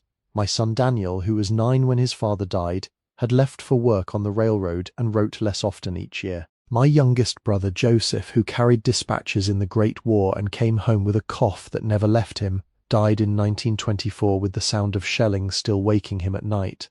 By the autumn of 1929 there were too many ghosts at the bench and not enough orders to feed the living. I sealed these tools before the shop was cleared. I hid the music because it was not mine alone, and because I feared what proud men do with work they did not earn. Some of the harmonies were my father's, some were mine. Some began as low lines. Thomas hummed when he was too tired to speak. I wrote them down after he died because grief needs a task or it begins eating the furniture of the heart. They are not for performance halls, they are for empty sanctuaries, tired singers, and the hour before snow turns to rain. For more than 30 years after the closing, I spoke almost nothing of the work. A woman who repaired bellows and voiced pipes was considered useful until she was considered improper. I took in sewing. I tuned harmoniums in schoolrooms under the name M.W. Vale. I taught one blind boy to hear a bad seam in copper by tapping with his knuckle. He was not kin by law, but he was kin by attention. If he lived long enough to teach another, then perhaps this letter has travelled by the only road worth trusting. Here are the practical matters. Hide glue must be warmed slowly, never boiled. Keep it between 140 and 150 degrees if you can measure, and if you cannot, learn the smell before scorching. For bellows leather, dampen the sheepskin only until it relaxes under the thumb. Do not soak. A hinge strip should be cut with the grain running lengthwise, pasted thin, laid smooth, and weighted overnight between clean boards. For reservoir corners, use wheat paste only as a sizing, not as a bond. 2 parts hide glue to 1 part paste will forgive a beginner better than pride will. Let new leather rest 24 hours before folding, 48 before wind. When soldering copper pipe seams, clean brighter than you think necessary, flux sparingly, and bring the metal to heat, not the solder. If the solder beads you have asked too soon, if it runs like water you have asked too late. Do not chase brilliance in voicing. Brilliance tires a room. Listen for steadiness. A pipe should speak as if it has been waiting to tell the truth and has no wish to decorate it. The languid must be patient. The upper lip must be corrected by almost nothing. Mark every change, even the foolish ones, especially the foolish ones. A future hand may need to know where you were mistaken. Inheritance is not silver, though silver helps a body live. It is not blood, though blood carries voices in ways no book can prove. Inheritance is a task placed where despair may find it and become useful. I have no certainty about who will open this. I do not know whether you will be young or aged, learned or unschooled, kin to us or stranger. I know only that you listened long enough to find what had been hidden in a low place. Use the money sparingly. Roofs first. Heat second. Food always. Tools before ornament. If you restore the instrument, restore it for the room, not for applause. If you cannot restore it, keep one pipe from being melted down and one page from being lost. That will be enough. Enough is a holier word than more. The medal belongs to Joseph Whitcomb, 103rd Infantry, 26th Division, returned to me after the armistice with a letter written by a chaplain whose name I could not read through tears. Do not sell it. If you can, let it rest one day where soldiers from Maine are named. If you cannot, keep it wrapped from damp and speak his name aloud once.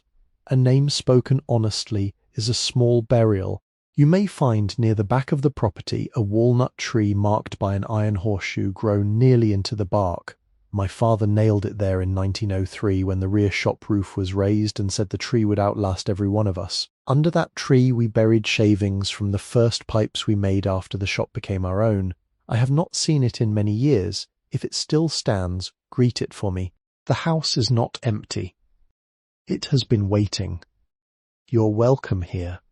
Miriam Whitcomb Vale, December 3, 1961. Elias reached the signature and did not move. The stove clicked softly as the first heat entered its metal. Water loosened in the basin with a small break of ice.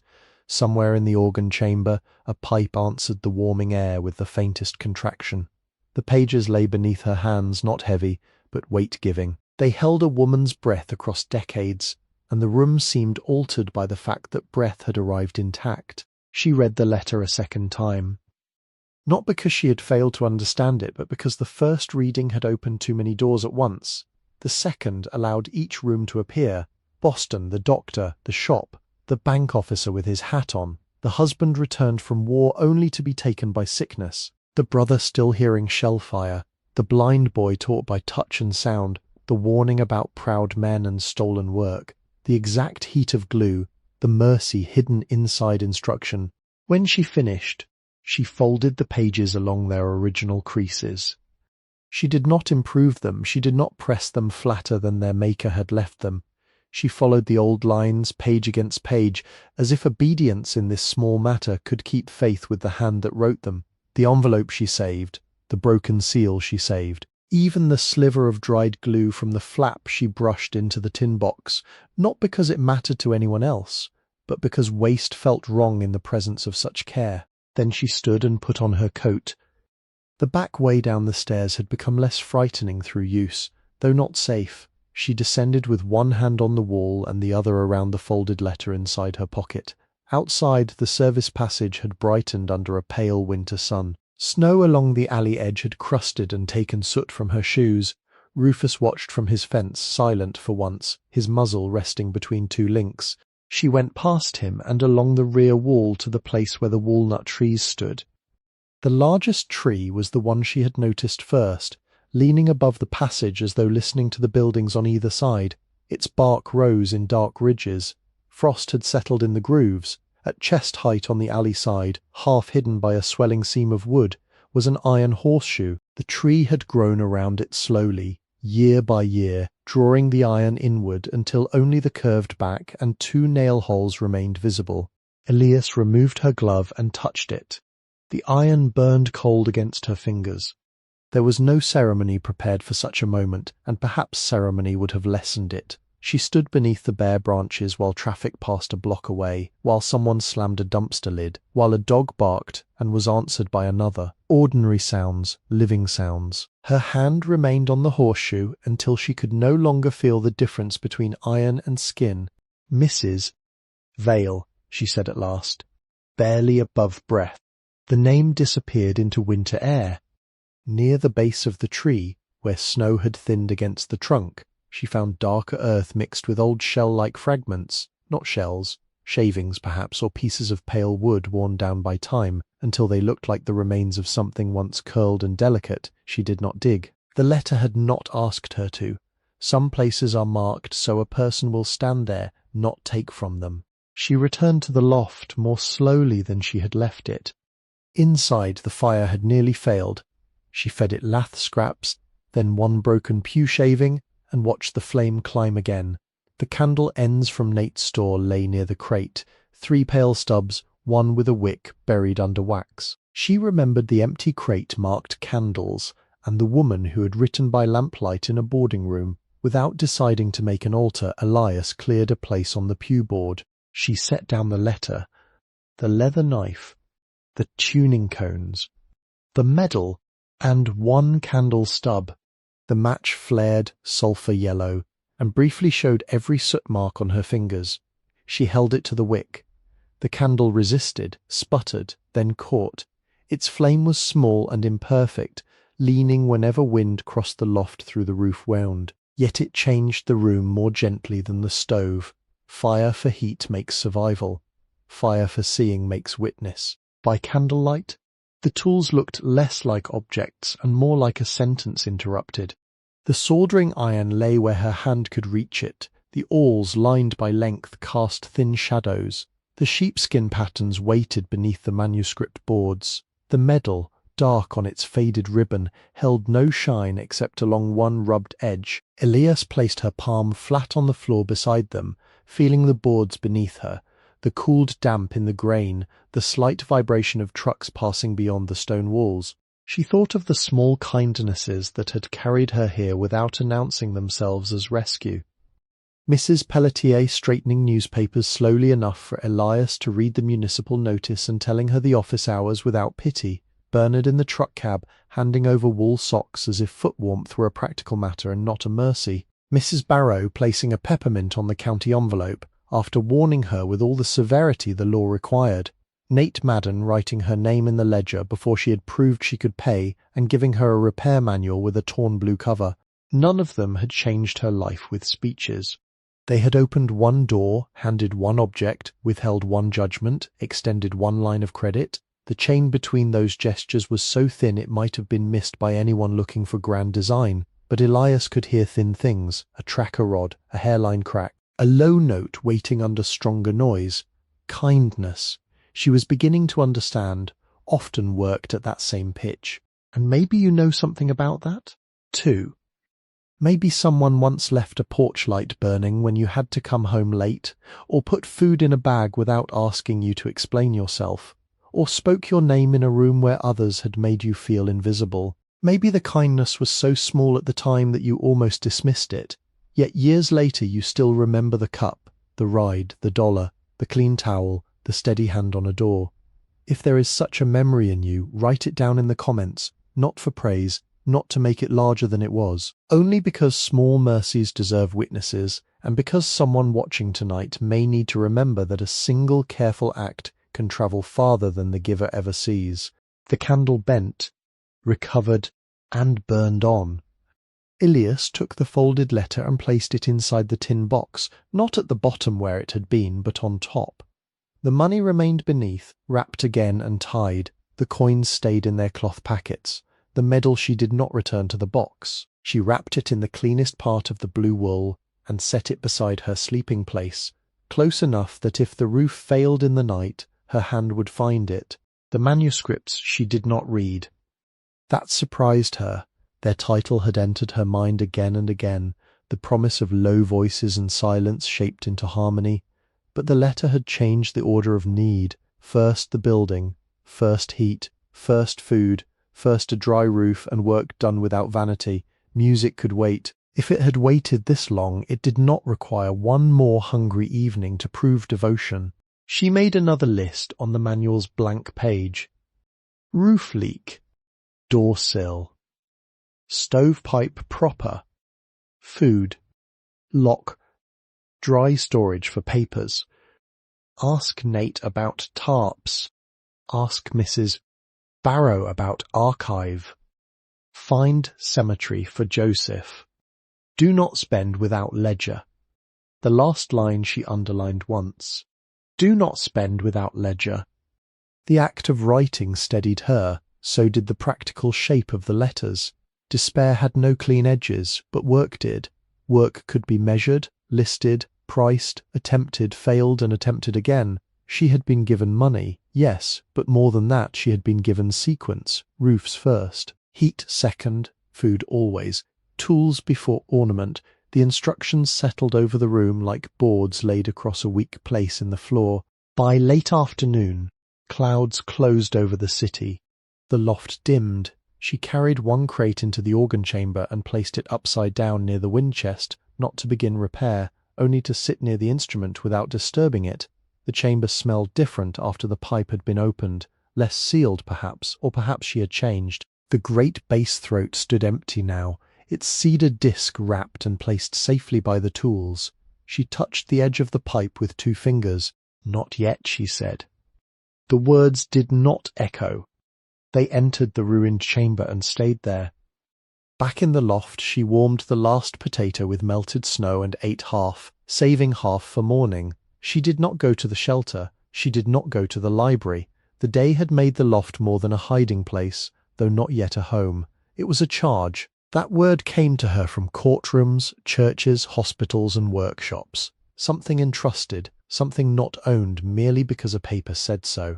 When night arrived, she prepared more carefully than before. She banked the stove as best she could with ash and the last dry scraps.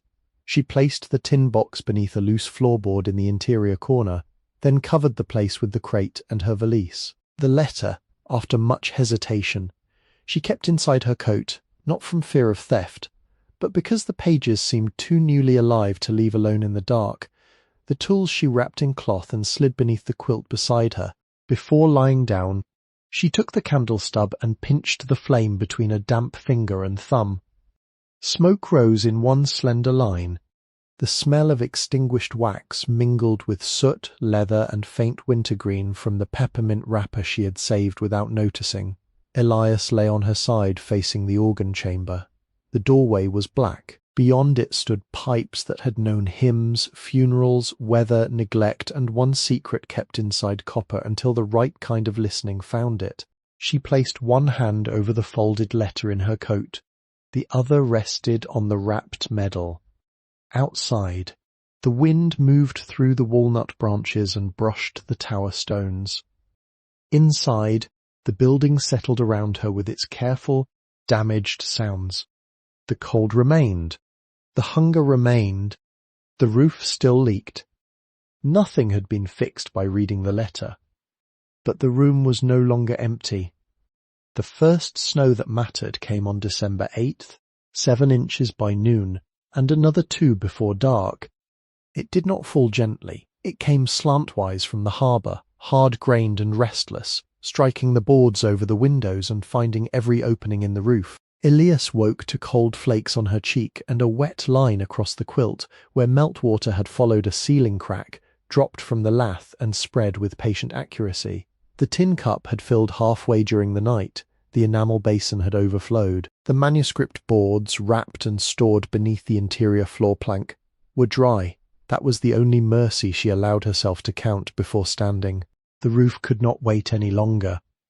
She had known that, of course, but knowledge sometimes remains polite until weather makes it plain. The leak above the west side had grown from a drip to a thread. The tower seam rattled under gusts. Slate fragments lay inside the loft near the wall where no slate should have been. Snow on a roof is weight, then water, then ruin, if a person lets it sit and become familiar. Elias carried Nate's blue repair manual to the stove and read the roof chapter 3 times. The first reading gave her terms, decking, felt, flashing, exposure, overlap, starter course, drip edge.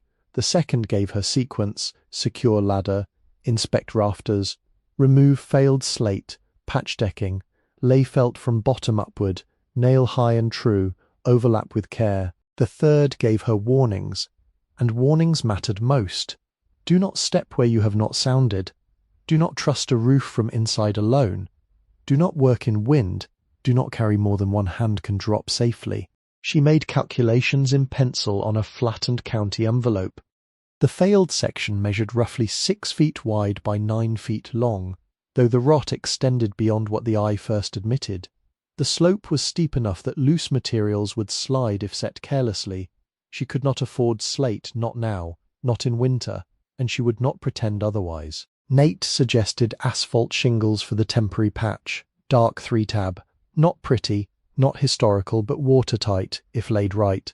She needed one bundle, 33 square feet, but the damaged section wanted nearly 60 once overlap and waste were counted. He sold her 2 partial bundles from an opened pallet, 51 shingles total, for $4.70, and wrote the remaining balance in the ledger.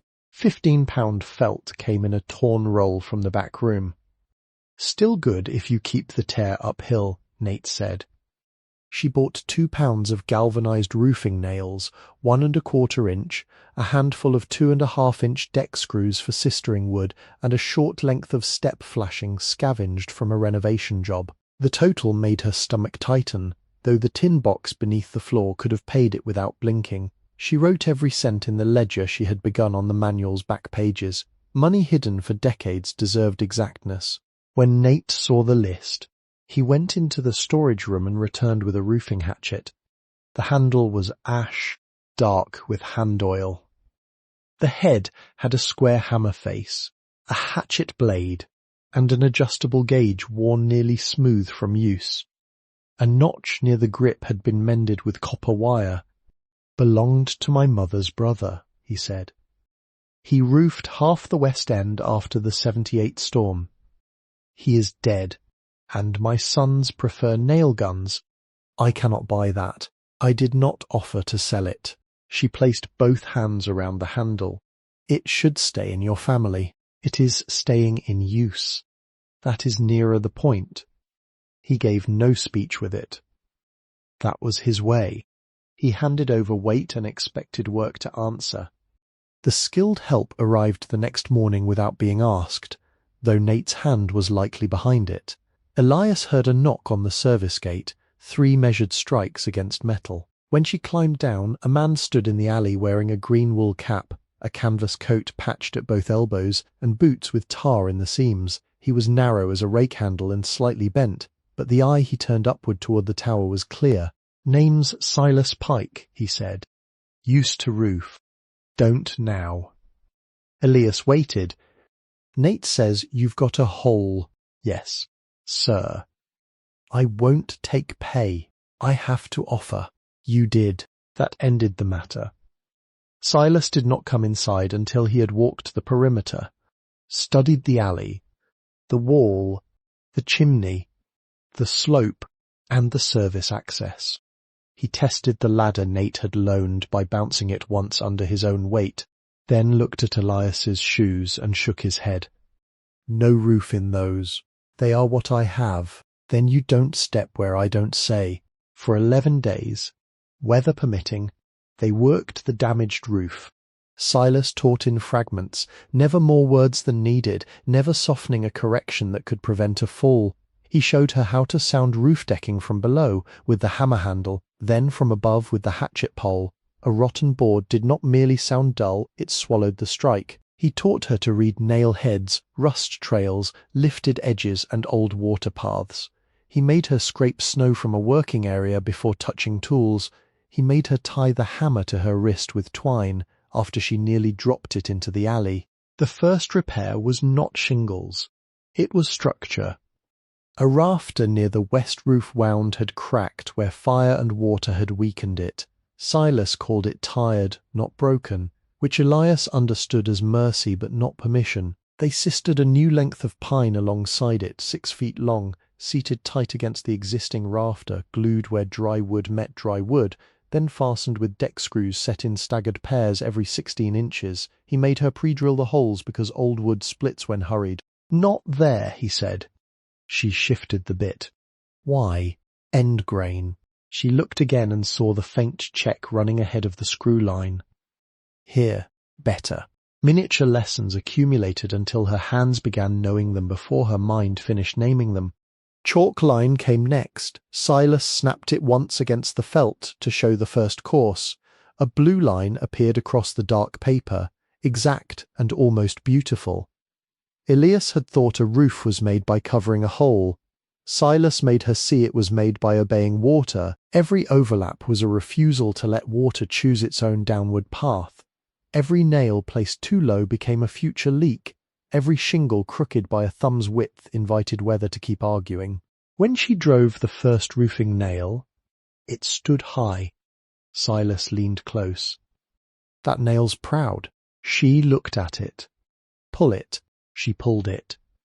The next one bent. "Pull it." The third sank too deep, bruising the shingle. "Pull it."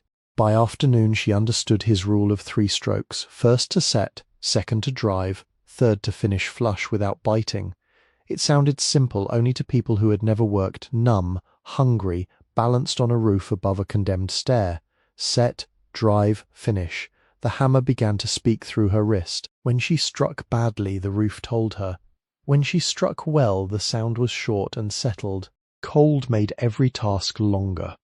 Nails hid in glove seams. Felt cracked if bent too sharply. Shingles stiffened.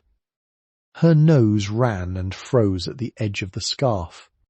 Every hour, Silas made her climb down, stamp feeling back into her feet, and hold her hands near the stove until pain returned. Pain meant blood had not abandoned its work. He brought coffee in a dented thermos, but drank almost none of it himself. He poured the first cup into the tin cup and handed it to her without comment. It was black, bitter, and slightly metallic from the thermos. She drank it slowly while he stood near the organ chamber and looked at the pipes from a distance. "Still got that?" Then, "Yes." Church ladies used to complain it shook the hymnals. That would be the low stop. Complained every Sunday. Sat in the front pew every Sunday. He said this without smiling, but something around his eyes moved. On the 9th day they installed the flashing near the chimney shoulder where water had entered for years. The old flashing had lifted and split, leaving a dark wound beneath the brick. Silas made her cut the salvaged metal carefully, bend it against the masonry, and tuck it under the shingle courses, so each piece stepped over the next water. He repeated, "Does not forgive vanity. Cork alone is not flashing. Tar alone is confession." By mid-December, the patch held. It did not match the old slate. Elias knew that. Anyone looking from the alley could see the dark rectangle laid over the weathered roof like a practical bandage. But after the first test rain, the tin cup stayed empty. The basin stayed dry. The floor beneath the west leak began to lose its slick shine. The organ chamber no longer received drops through the roof wound. On the last roofing day, Silas stood in the alley with his head tilted back. "Temporary," he said. "Yes, sir. Temporary can last if it's honest." He took off his gloves, flexed fingers bent by age and weather, then handed her the roofing hatchet. "Keep the edge oiled. It is Nate's." "No." He already decided. Silas walked away without ceremony, leaving a line of boot prints through slush that filled slowly behind him. That evening, Elias sat beneath the mended roof while snow tapped above with a different sound. Not victory, not safety, but interruption. For the first time since entering the loft, weather struck overhead and did not come through. She wrote "roof patch holds" in the ledger, then added the date.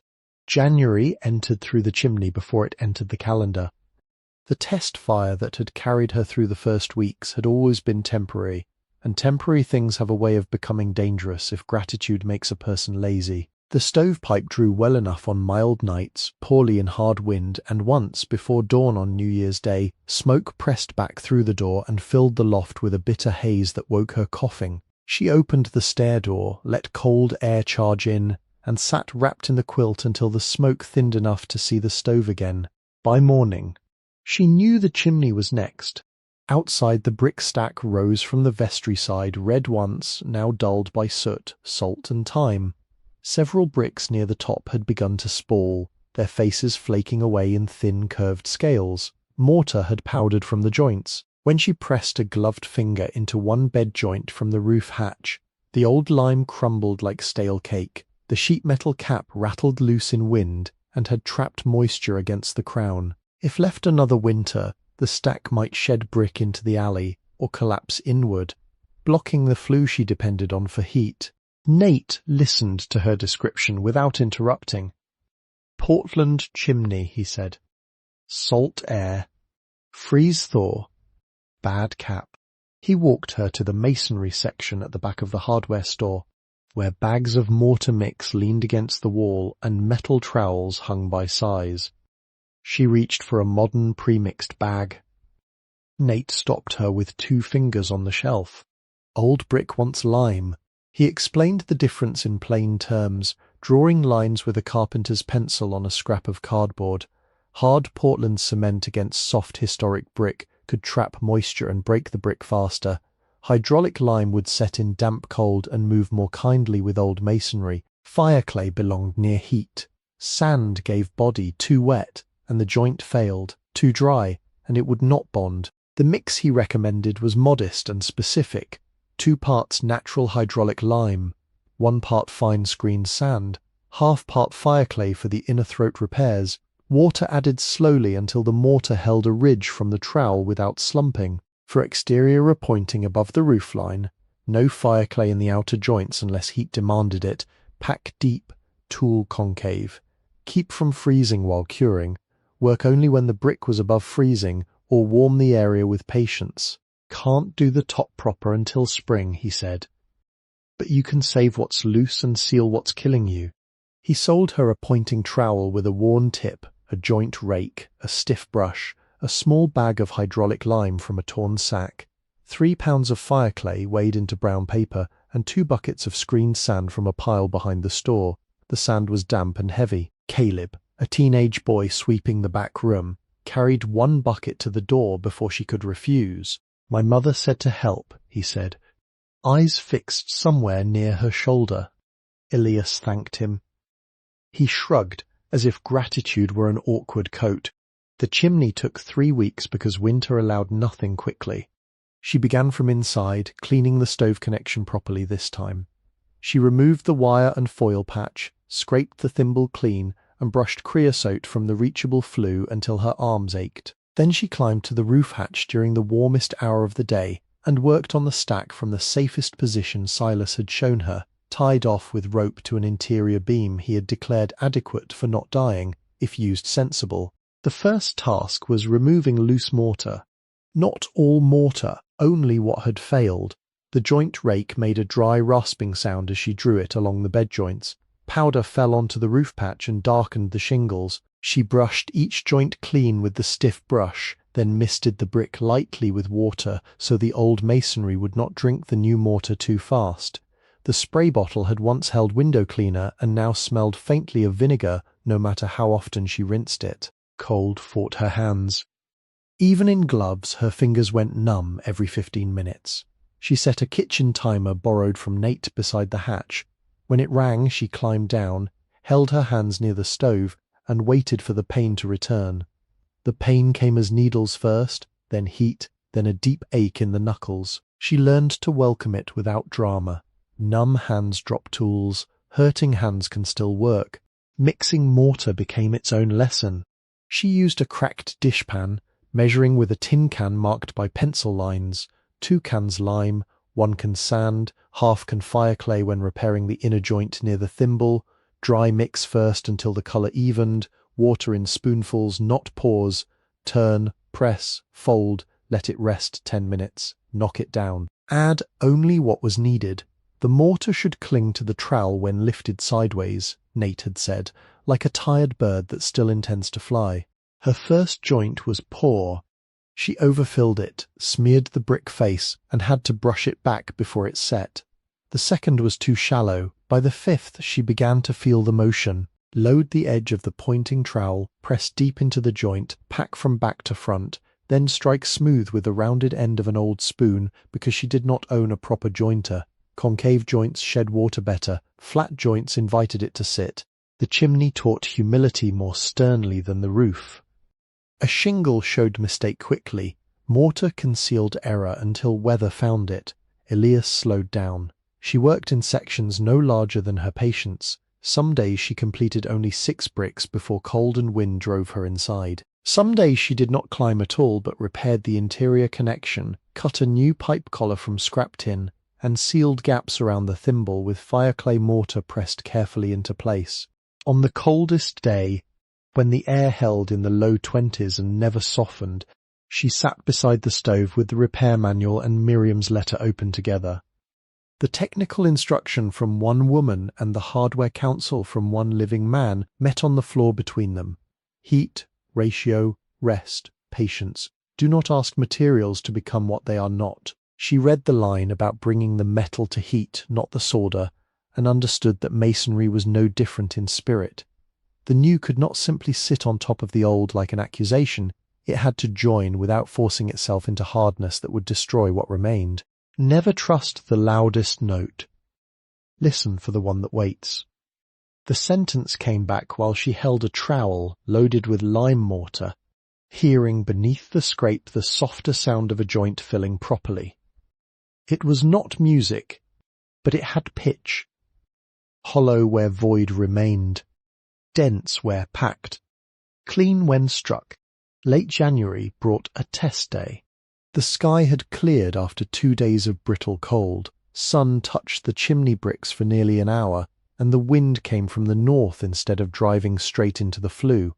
Elias brushed the stove clean, set a twist of newspaper beneath dry lath shavings, and opened the door. She struck one match, flame took, smoke rose, hesitated at the pipe, then drew upward with a steadier pull than before. She waited. A bad chimney can lie for 5 minutes. The stove warmed. The pipe ticked. The loft remained clear. No smoke curled from the thimble. No bitter breath returned through the door. Outside, she climbed down to the alley and looked up. A faint grey ribbon rose from the chimney and moved east, clean and narrow against the winter sky. Nate had said smoke always wins. That morning, smoke went where it was asked. Elias stood in the alley with soot on her sleeves, lime under her nails, and a face gone raw from wind. Above her, the chimney held, not forever. Not perfectly, but enough for winter. She wrote "chimney drawers clean" in the ledger, then placed one small check beside the date. After the chimney, the floors announced themselves by splinter. A white pine sliver entered the side of Elias's foot through the worn place in her sock, narrow as a needle and meaner than its size. She sat on the crate, lifted her heel into the light, and removed it with the tip of the leather knife. The wound bled one bright bead, then stopped. Beneath her, the boards showed every year they had endured. Soot, water, boot wear, nail stains, mouse paths, and a grey film of plaster dust ground into the grain. She had learned by then that floors are not merely something underfoot. They are promise and warning together. A secure floor says a person may carry hot water, hold a tool, set down food, stand in the night without choosing each step like a negotiation. A bad floor divides the mind. Even rest becomes arithmetic. The loft floor was white pine, wide planks in varying widths from 9 to 14 inches, fastened with hand-cut rose-head nails in the older section near the tower, and later wire nails around a patch by the stove. Several boards near the windows were beyond saving for now, and would be covered rather than trusted, but the central run, from the stair door to the organ chamber, could be cleaned, tightened, and made honest. Nate rented her a random orbit sander for $14 a day. Day starts when you leave the store, he said. Not when I remember to write it. The machine was heavier than she expected, squat and loud, with a cloth dust bag that smelled of every floor it had ever touched. He sold her 3 sanding discs, each of 80, Wone 20, and 220 grit, then added 2 used discs from a drawer at no charge. Start with 80 only where the boards can bear it. Do not erase history trying to remove dirt. She carried the sander back in a borrowed handcart with one wheel that squealed on every turn. Rufus barked at the squeal until his own voice seemed to annoy him. Before sanding, she set nails. Every proud nail head had to be tapped below the surface, or the sander would tear itself apart.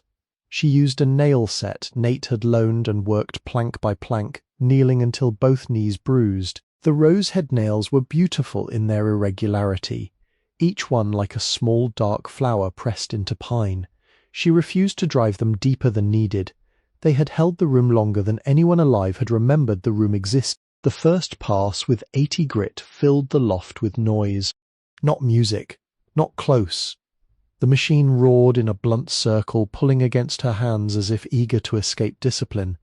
Dust rose despite the bag. She wore the paper mask, then a damp cloth over it, and still tasted pine, soot, and old finish. The sander revealed the floor in uneven strips. Grey lifted to brown, brown opened into dark honey.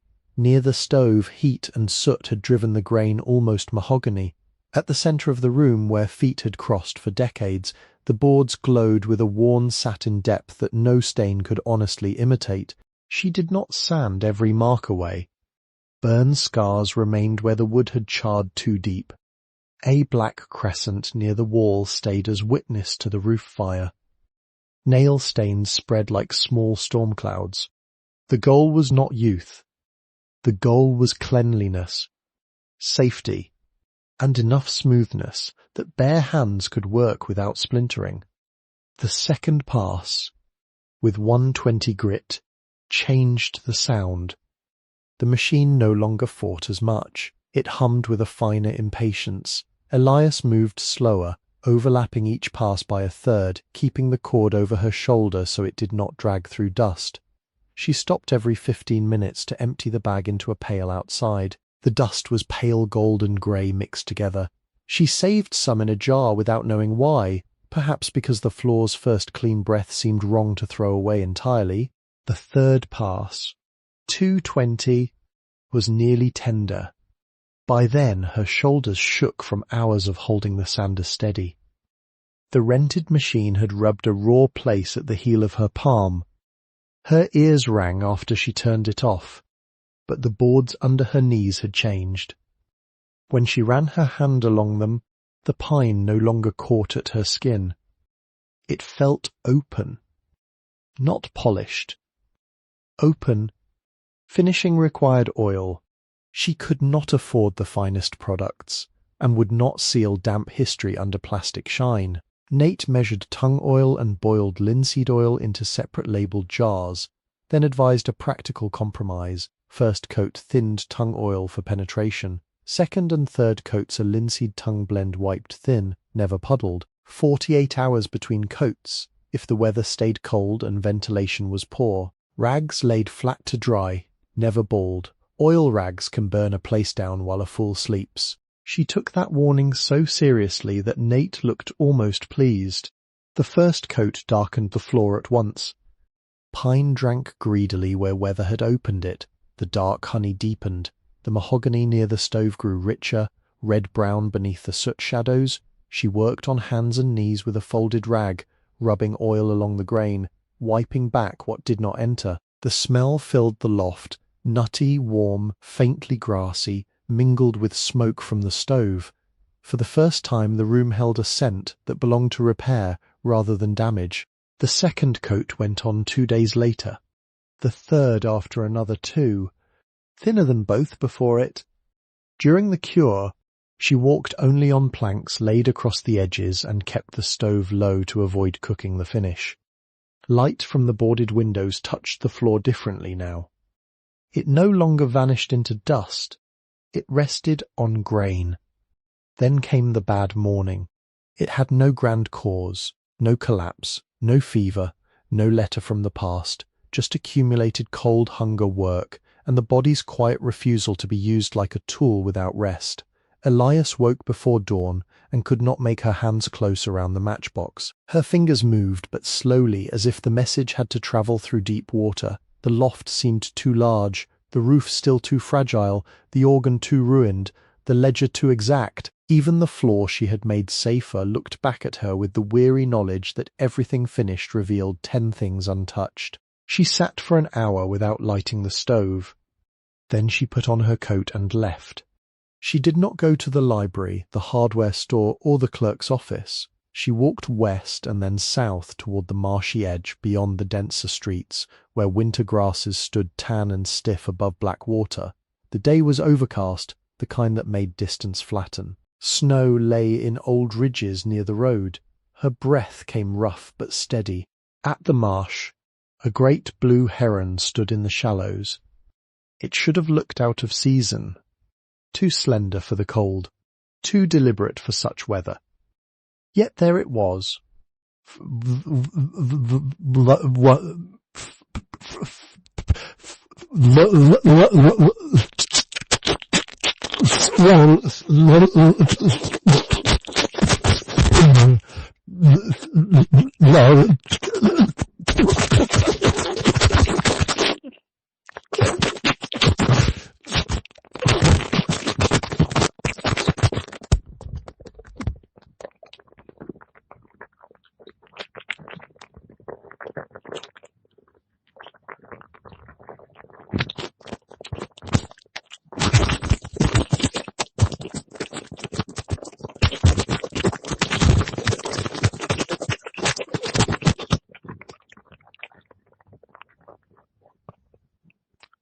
That I...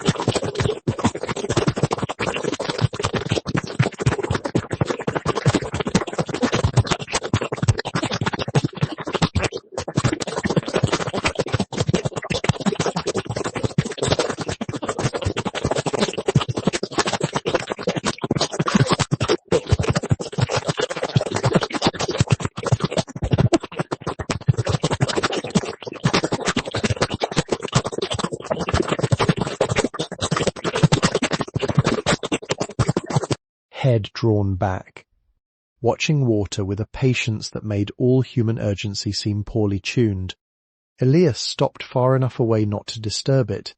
The heron did not move. For a long while. Neither did she. No work was done that day. She sat on a half-buried stone near the marsh and ate the bread Doris at the cafe had wrapped for her the evening before without charging. The bread had gone hard at the edge. She chewed slowly. The heron struck once, lifted something silver and small from the water, swallowed, then returned to stillness as if nothing had happened. By late afternoon, Elias went back to the loft. She did not punish the lost day by working into the night. She lit the stove, checked the floor for tackiness, washed the cup, and wrote one line in the ledger, did not work. Needed not to, It looked strange among prices and measurements, but she left it there. The next morning, the floor had cured enough to walk. February began with light showing every failed window. The roof no longer poured water onto the floor. The chimney drew and the central planks could be crossed without flinching, which meant the next draft made itself impossible to ignore. Wind entered through 8 windows in the loft and tower rooms. 3 had no glass at all, only boards nailed over the openings from some hurried municipal effort years before. 4 held cracked panes that trembled whenever the harbour wind pressed against the building. 1 window, narrow and arched near the tower landing, still had its original wavy glass, dated by Nate's guess to 1788, or near enough that he lowered his voice when speaking of it. "Do not replace that one," he said. I was not going to. Good. Some people improve a thing until nothing remains. The 8 windows became a procession. Elias numbered them in the ledger not by beauty or urgency but by wind. Window 1, west loft, no glass, worst draft. Window 2, north storage, cracked lower pane. Window 3, tower landing, original preserve. Window 4, organ chamber, board loose. Window 5, front loft, diagonal crack. Window 6, organ chamber high, missing 2 panes. Window 7, stairwell slit, cracked but holding. Window 8, rear alcove, no glass and bird entry. Glass cost more than she expected. Nate measured the salvage pieces in his back room and sold her odd panes from storm windows taken out of a summer house renovation. None matched perfectly. She learned to cut them using a wheel cutter on a felt pad, scoring once, steady pressure, no sawing at the line. The first pane cracked wrong and became 2 useless triangles. Nate watched without comment, then slid another piece across the counter. Again, "I ruined that one." "Yes, I should pay. You should learn." The second score ran clean. He showed her glazing points, tiny metal triangles that held glass in the sash, and DAP 33 glazing putty in a white tub with blue lettering. The putty had to be kneaded warm until pliable, rolled into a rope, pressed into the rabbet, glass seated gently, points driven with a putty knife, then a beveled face laid smooth at 45 degrees so water would shed outward. Tool the corner clean, do not leave gaps. Paint later when cured, though winter would delay proper painting. The sash cords were another education. Several windows would not stay open or closed because their counterweight ropes had rotted away inside the pockets. Nate sold her 1/4-inch cotton sash cord by the foot and drew the knot on a scrap paper, figure 8 at the counterweight, snug but not bulky, remove the stop. Pull the pocket cover. Do not let the weight fall into the wall unless you enjoy inventing curses. Feed cord over pulley, tie, test, trim. The first counterweight nearly defeated her. It had dropped years before and lay at the bottom of the pocket under plaster dust, a long iron shape cold as buried fact. Elias fished it up with wire and twine, bruising her knuckles against the narrow opening. When it finally rose, it swung and struck the casing with a deep clunk that startled a pigeon from the organ chamber. She tied the figure 8 knot twice before trusting it. Window 1 took the longest. The sash had swollen shut under paint, moisture, and neglect. She scored the seams with the pocket knife, worked the putty knife around the edges, and used the small pry bar with care, whispering apologies to wood when it creaked. The missing glass had allowed snow to rot the lower rail. She stabilized what remained with thin epoxy Nate sold from an opened tube, then set salvage glass in 2 uneven panes, sealing the edges with putty pressed by thumb and knife. Her bevels were clumsy at first. They carried fingerprints. They sloped unevenly. They showed hesitation. Nate had given her a smaller putty knife after seeing her hands and said, "Tool should fit the worker, not the shelf." With the better knife, the putty began to obey. Press, draw, lift, clean the corner. A good putty line looked simple because the struggle was hidden inside the wrist.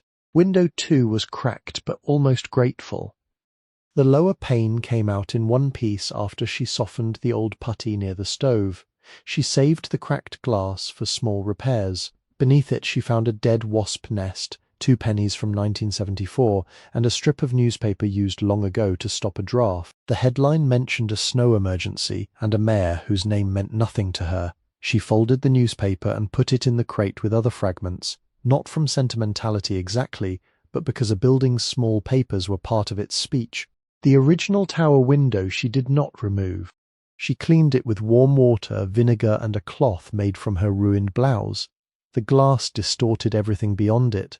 Brick walls bent, the walnut branches wavered. The alley became a watery version of itself. Tiny bubbles lived inside the pane. The sash cord had failed, but the frame remained sound enough to repair in place. She opened the weight pocket as carefully as if working near a sleeping animal, replaced the cotton cord, tied the figure-8 knot, and lowered the sash 1 inch, then raised it again. It moved. Not easily. Not like a new window. Like an aged thing willing to continue if not insulted. For the organ chamber windows she worked in shorter intervals because cold gathered there more deeply. The pipes stood behind her while she cut, set, pointed, and glazed. Sometimes wind moved through them and made breath without tone. Sometimes a pane, newly seated, changed the chamber's sound at once, removing one high whistle from the room's constant weather. She noticed each absence. Repair was not always the addition of something. Often it was the removal of a noise that had made rest impossible. By the 7th window, her hands had learned putty.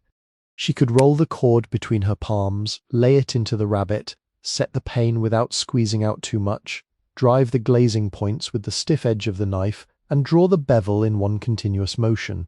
The line was not professional, but it was honest. Water would run off it. Wind would meet resistance. Birds would look elsewhere. The last window was in the rear alcove. It had no glass and only half a board remaining, which explained the feathers, husks, and leaves piled inside. Elias cleared the sill, brushed the frame clean, and found the lower rail less damaged than expected because the opening sat beneath the deepest eave. The salvage pane was slightly too narrow, so she cut a thin strip of cedar from an old crate and set it along one side as a spacer.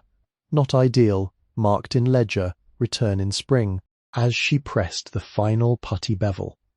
Movement outside made her pause. A chickadee had landed on a walnut branch just beyond the window, round-bodied, black-capped, bright-eyed in the cold. It hopped once, then leaned toward the fresh glass as if inspecting her work. Elias held still with the putty knife raised. The bird tapped the branch, looked past her into the dim room, and opened its beak without making a sound she could hear through the newly seated pane. Then it flew. The absence of draught was immediate, not warmth. Not yet, but difference. The alcove no longer breathed straight through. The loft held its air a little more closely. The stove's heat stayed near the floor instead of fleeing at once toward every broken opening. Light through glass had a different patience than light through gaps. It entered shaped, softened, almost domestic. Elias cleaned the putty from the knife, wiped her hands, and wrote window 8 set in the ledger. Outside, the walnut branch trembled where the chickadee had been.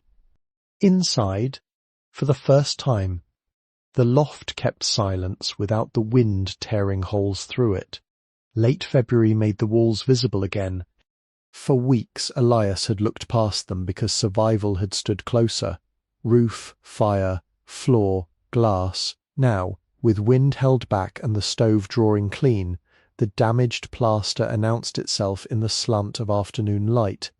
3 patches near the chimney had failed, not cracked only, not stained only, but loosened from the lath and bowed outward in tired bellies, as if the wall had been holding its breath too long. The plaster was horsehair over hand-split oak lath. Nate identified it from a chunk Elias carried into the store wrapped in newspaper. He turned it in his fingers, broke a corner, and showed her the dark hairs curled inside the lime. The lath marks on the back were uneven, made by wood split from a log rather than milled into identical strips. Each gap had taken plaster keys long ago, pressed through wet and hardened behind the lath to grip the wall. Where damp had entered from the chimney shoulder, those keys had broken. The surface looked sound in places until she tapped it with her knuckle and heard emptiness behind. "Do not patch over hollow," Nate said. "No, sir. Hollow lies. He had a bag in the loft above the store, paper gone soft, printed in faded red letters from the 1950s. Horsehair plaster. Not enough for a room, enough for repair. He lowered it carefully, sneezing dust, and set it on the counter like an artifact. The hair inside had clumped but could be teased apart. He added lime, fine sand, and a small bundle of clean horsehair someone had saved from an upholstery job years earlier. "Scratch coat first," he said, writing the order on cardboard. "Score it. Brown coat 3/8 inch. Let it sit 72 hours if the weather's damp. Finish coat 1/8. Thin. Do not polish it like a hotel." The removal hurt more than the repair. Elias used the small pry bar and a stiff putty knife, taking down only what had failed. Chunks fell into the basin with a soft final sound. Behind them the oak lath appeared, narrow strips nailed across studs, dark but strong except in one place where damp had softened an end. She repaired that with a short sister strip, pre-drilled, fastened gently so the aged wood did not split. Then she brushed dust from the lath, dampened it with the vinegar-smelling spray bottle, and mixed the scratch coat. Lime plaster did not hurry. She pressed the first coat through the lath gaps until it mushroomed behind them into new keys. The work required force and restraint together. Too little pressure and the plaster sat on the face. A false repair. Too much and it slumped through, wasted inside the wall. When the surface held, she scored it with horizontal lines using an old comb Nate had handed her without explanation. "For tooth," he said. The scratch coat dried unevenly in the winter room. Near the stove it lightened first. Near the chimney it stayed dark. Elias kept it from freezing, kept it from drying too fast, and learned the strange tenderness of misting a wall so it could harden properly. The brown coat came next, 3/8 inch, measured by 2 thin sticks she set at the edges. It was heavier, sandier, less forgiving. She worked it level with the surrounding plaster, pressing, drawing, cutting back. Her shoulders ached in a new way from holding her arms up instead of down. Plaster fell on her sleeves and dried pale at the cuffs. The room smelled mineral and clean, a scent older than paint and less insistent than oil. 72 hours later, she applied the finish coat. 1/8 inch. Fine. Smooth but not proud. She feathered the edges into the aged wall and left the surface with the faintest movement of the trowel, because the original plaster had been made by human hands, not machines. When it dried, the patch did not vanish. It belonged. That was better. She stood before the chimney wall with lime on her cheek and horsehair caught at her wrist. "These patches will hold another 100 years." She said it quietly, not as a boast, but as a promise made to materials that had outlived everyone who first touched them. Doris from the cafe began with paper bags. The cafe stood 2 streets over from the hardware store, a narrow place with blue vinyl stools, a bell over the door, and windows that fogged every morning from coffee steam and frying onions. Its sign said Doris's lunch in red letters, though lunch was only part of what she offered. Breakfast men came before work. Nurses came after night shifts. Retired women came at 10 and ordered tea for 2 hours. Doris knew them all by what they did not say.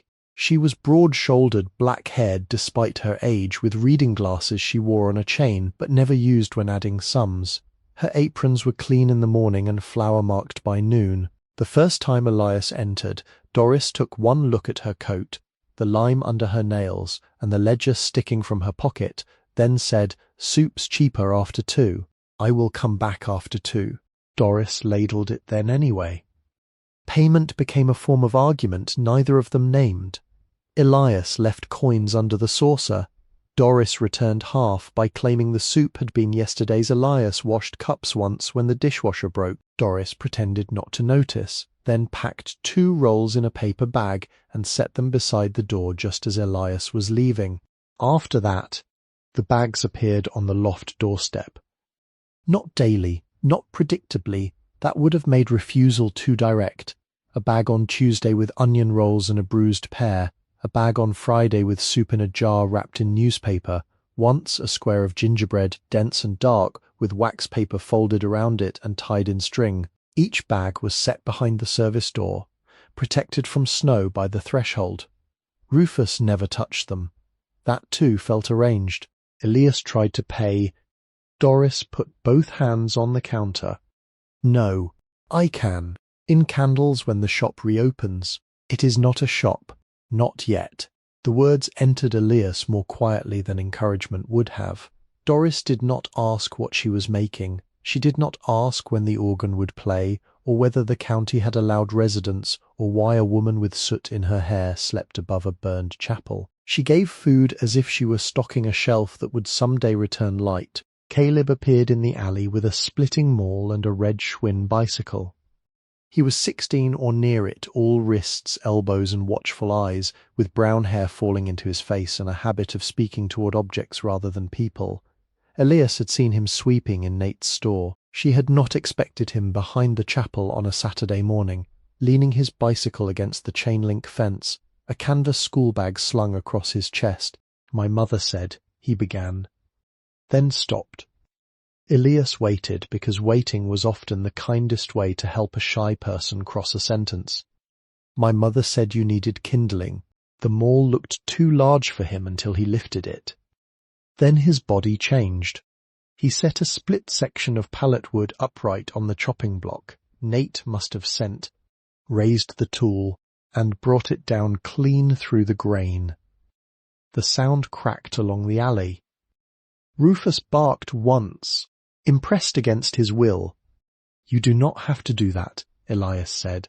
My mother said, "About the kindling, about your grandfather." Elias did not correct the word. In some lines of inheritance, correction would only make truth smaller. Caleb split wood for 2 hours. He worked with a deliberate rhythm, not fast, but accurate. Between swings, he told her pieces of things. His mother cleaned offices in the evenings. His father had left a truck in the driveway and not much else. Nate paid him to sweep, stock, and deliver small orders because school did not fill Saturdays and trouble did. He liked mechanisms, he disliked algebra unless it involved gears. He had once taken apart a toaster and rebuilt it into something that browned only one side, which he considered partial success. When Elias offered money, he shook his head. My mother said, "You have said that." She said, "Don't." So she gave him the broken stop knob labelled tremulant, not as payment, but to examine. He held it as if it were a gear from a hidden clock. What does it do? Makes the wind tremble. He looked toward the tower. On purpose? Yes. He considered that for a long time. People do that without machinery. Then he put the knob carefully back into her palm and split another piece of wood. Reverend Boyd walked past every morning. At first Elias thought it coincidence. A tall man in a dark overcoat, black hat and scarf tucked neatly at the throat, passing along Gray's Court just after 8, stepping around the same frozen rut, tipping his hat toward the chapel, without looking directly at the windows. On the 4th morning she was at the service gate carrying ash to the alley. He stopped. "Miss Mercer." "Yes." "Sir Boyd." Stevens, 2 streets up. He did not offer his hand because hers were full of ash. That small courtesy made her notice him. Reverend Boyd was in his 70s, with a scholar's stoop and a face lined more by listening than preaching. His gloves were darned at the thumbs, his shoes were polished but thin at the soles. He looked at the chapel not with possession or nostalgia, but with the complicated restraint of a man who had buried congregations as well as people. "I pass this way for my heart," he said, touching his chest once. "Doctor's instruction. It is a good route. It is not level." "No, sir." That almost made him smile. He never asked to come in. He never suggested what the place had been or what it ought to become. Each morning thereafter, he tipped his hat and said 4 words as he passed. Keep her in mercy. Not keep her safe, not make her grand. Mercy. The words settled differently each day. On mornings when the stove failed, it sounded like heat. On days when plaster cracked under her trowel, it sounded like patience. When the tin box under the floor made her afraid of thieves, officials, old grief, and future error, it sounded like a room wide enough for fear without letting fear choose the work. By March, the path in the alley showed all three kinds of help. Doris's paper bag prints by the door, Caleb's wood chips near the chopping block, Reverend Boyd's steady footprints passing but never intruding. None of them called it community. None of them gathered in the loft to admire progress. Yet the building had begun to hold more than one person's effort. It held bread, kindling, prayer, advice, credit, and the daily discipline of being seen without being claimed. Elias wrote their names in the ledger, not under debts, but under another heading. Kept kindnesses. The seller waited until February 11th. She had postponed it for practical reasons, and perhaps for other reasons she did not name. A cellar beneath a burned chapel could hold water, rot, animals, old wiring, bad air, or nothing at all except deeper cold. The loft had offered enough work above ground, but Nate wanted to know whether the foundation wall near the chimney showed seepage, and Silas had told her that a building cannot be understood from the shoulders up. So Elias chose a clear morning, tied a cloth over her nose, lit one candle in a jar, and opened the narrow cellar door behind the vestry stair. 7 granite steps descended into darkness. Each step was worn in the middle, hollowed by feet that had carried coal, cider, tools, hymnals, perhaps grief. Frost silvered the edges. She tested each one before placing weight. The air below smelled of fieldstone, old earth, and dry leaves. Not rot. That was something. Not gas. That was better. The cellar measured 12 by 15 feet, with a fieldstone floor uneven under a thin skin of dirt. The walls were stacked granite and local stone, mortared in places, dry-laid in others. Along the north wall sat remnants of coal bins, boards collapsed but still showing black dust in the seams. A shelf held 3 empty fruit jars, a rusted lantern frame, and a mouse nest made partly from yellowed church bulletins. At the centre of the floor lay a single-dressed granite slab. It did not belong to the rest. The surrounding stones were irregular, rough, fitted for use rather than sight. This slab was rectangular, smooth-faced and set level, 3 feet by 4, with edges cut clean. In one corner, carved shallow but distinct, was the same craft mark she had seen on the cedar disc and wax seal, a circle crossed by 3 short lines. Elias crouched beside it. She did not lift it. The decision came immediately and without argument. Some stones are invitations, some are instructions to wait. She had neither equipment nor reason to disturb a central slab in winter, and Miriam's letter had given enough for one life to obey at a time. She brushed dust from the carved mark and left the slab where it was, on the stairs going up. She found the box. It had been wedged under the 3rd step from the bottom, not hidden from all eyes, only from hurried ones. The stair's back edge had a triangular shadow where a piece of oak had been fitted, and then disguised by dirt. Her candlelight caught a straight line in the dust. She pressed the pocket knife into the seam, worked gently, and the small oak cover loosened. Inside was a box no larger than a hymn book. Oak, dark, dry, with a brass latch green at the edges. She carried it upstairs before opening it, because cellars are poor places to greet paper. In the loft, near the stove, she cleaned the latch with cloth and lifted the lid. A brass key lay on top. Its bow was shaped like the craft mark, a circle crossed by 3 lines, not decorative in a rich way, but careful. The shaft was short, the bit complex. Beneath it rested a tintype photograph wrapped in tissue. Elias unfolded the tissue and found a young woman standing before the very chapel, though in the photograph the roof was whole and the windows bright. She wore a dark skirt, white blouse, and work apron. In one hand she held a tuning cone. Her hair was pinned back, but wisps had escaped near her temples. The face made Elias sit down. Not identical. No face truly is, but the shape of the cheek, the serious mouth, the set of the eyes looking just past the camera as though listening to something behind the photographer. All of it struck too near. It was like seeing a remembered note written in another key. On the back, in brown ink, someone had written, Ruth Whitcomb Mercer, daughter of Samuel, age 25, summer of 1903. Ruth. The name stood there without explanation. Daughter of Samuel. Mercer. Not a rumour from her mother. Not a decorative middle name. A person with a tool in her hand, standing in front of the same stone. Young and exact and already gone. Elias placed the tintype beside Miriam's letter. The brass key she set on the mantelboard above the stove, where she could see it from the floor. She tried it in no lock. Not the service door, not the tin box, not the cellar cover. A key can become foolish in impatient hands. For now, it was enough that it existed. That evening, she copied the inscription into the ledger beneath the heading family, or near it. Then she crossed out, or near it. The cellar slab remained below, marked and unlifted. The key waited on the mantel. March did not arrive as warmth. It arrived as noise.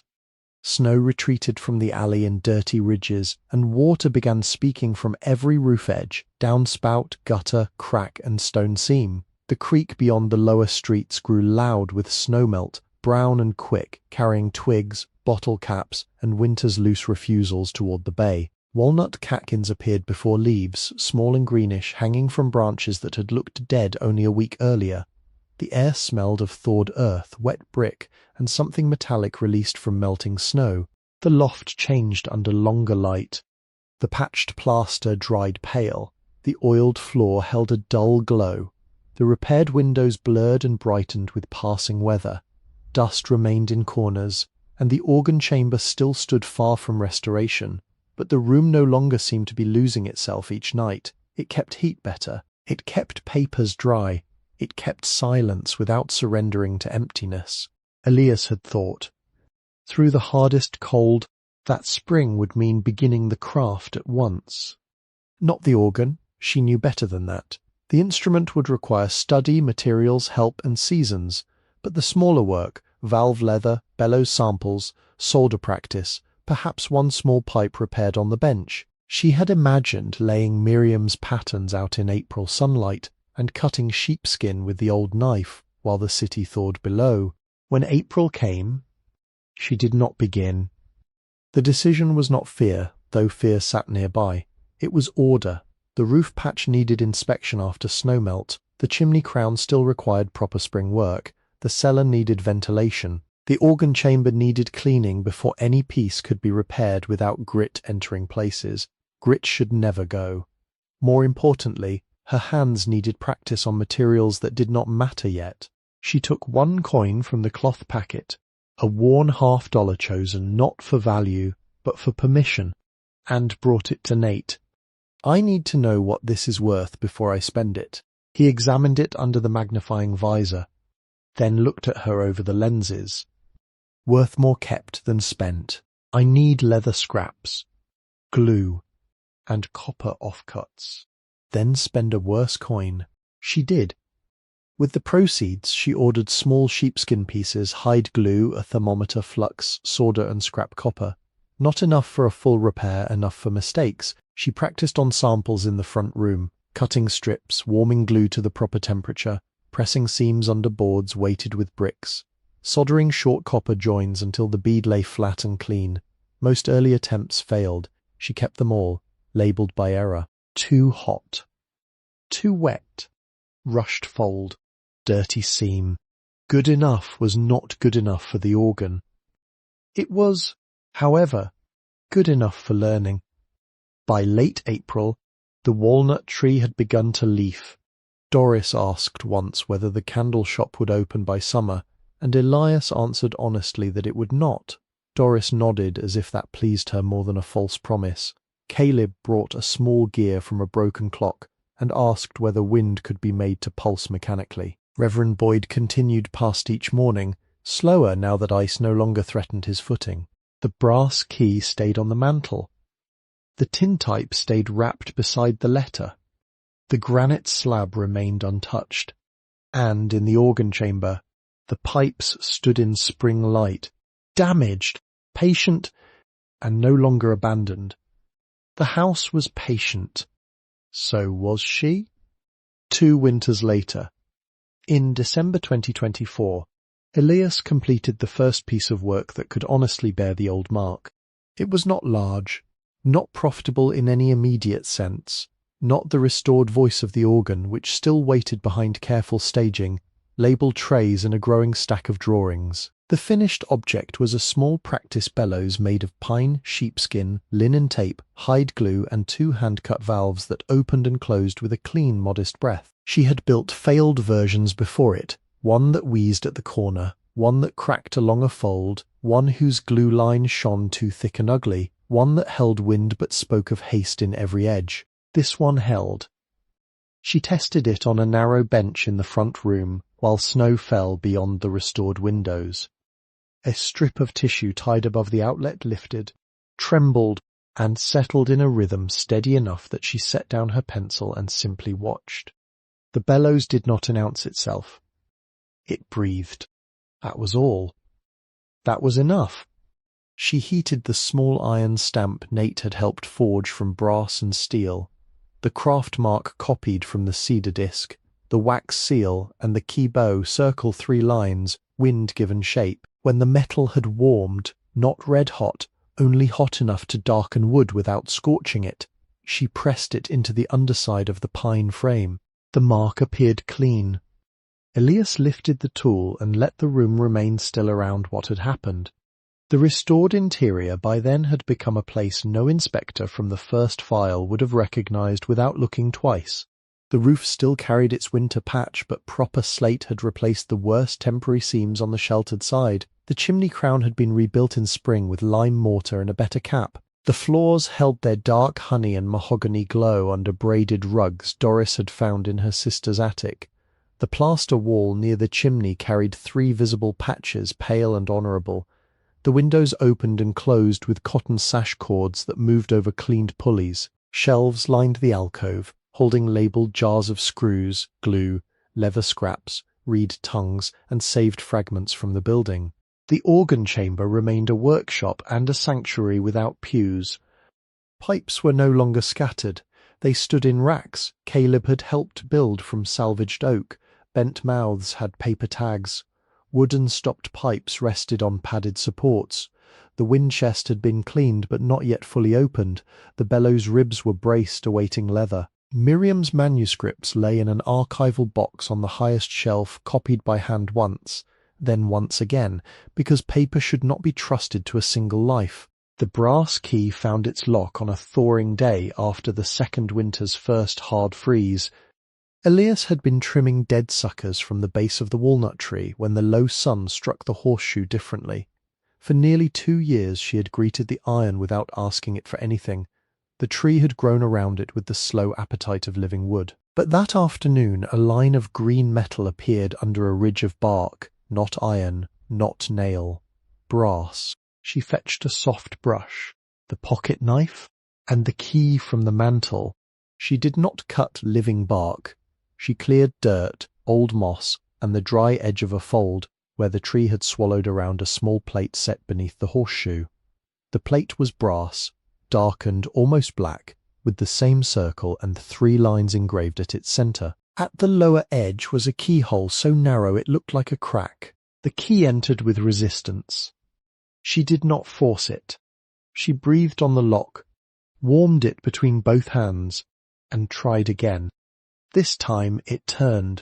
A small compartment opened inside the thickened hollow where dead heartwood had been cut and sealed long ago, leaving living wood to grow around the work. The cavity was lined with tin, dry and close. Inside lay a folded flag, protected in oilcloth, and a note tied with blue thread. The flag had 48 stars. Its cotton was aged cream. The red stripes softened toward rust. the blue field dark as deep water. Folded within it was a paper dated November 11th, 191, written in another hand, firmer and less graceful than Miriam's. To the daughter or son who comes after. This flag flew in the shop window the morning the armistice news reached Portland. Your great-great-grandmother Eliza would not take it down for a full year because she said grief had not kept time with governments. We folded it today for Joseph, for Thomas, for every boy who came home changed, and for those who did not come home. If this tree still stands when you read this, remember that peace is not the end of tending, it is the beginning of repair. Ruth Whitcomb Mercer. Elias read the name 3 times. The young woman in the tintype had become an older hand in the note, one who had known war news, shop windows, and the stubborn labour of remembering. The tree held the folded flag as it had held the horseshoe, the brass plate, and the lock through seasons no living witness had counted. No public monument had pointed to it. No plaque had explained it. It had waited in bark and tin, a small archive grown into wood. She did not remove the flag for long. Inside the loft, she laid it on the clean bench and let it breathe for 1 hour away from direct sun. Then she refolded it along the existing lines, wrapped it again, and placed it in a new archival box with the note and a copy of the tintype. The key returned to the mantel, not as a mystery now, but as a charge completed and continuing. Joseph's medal travelled on Memorial Day.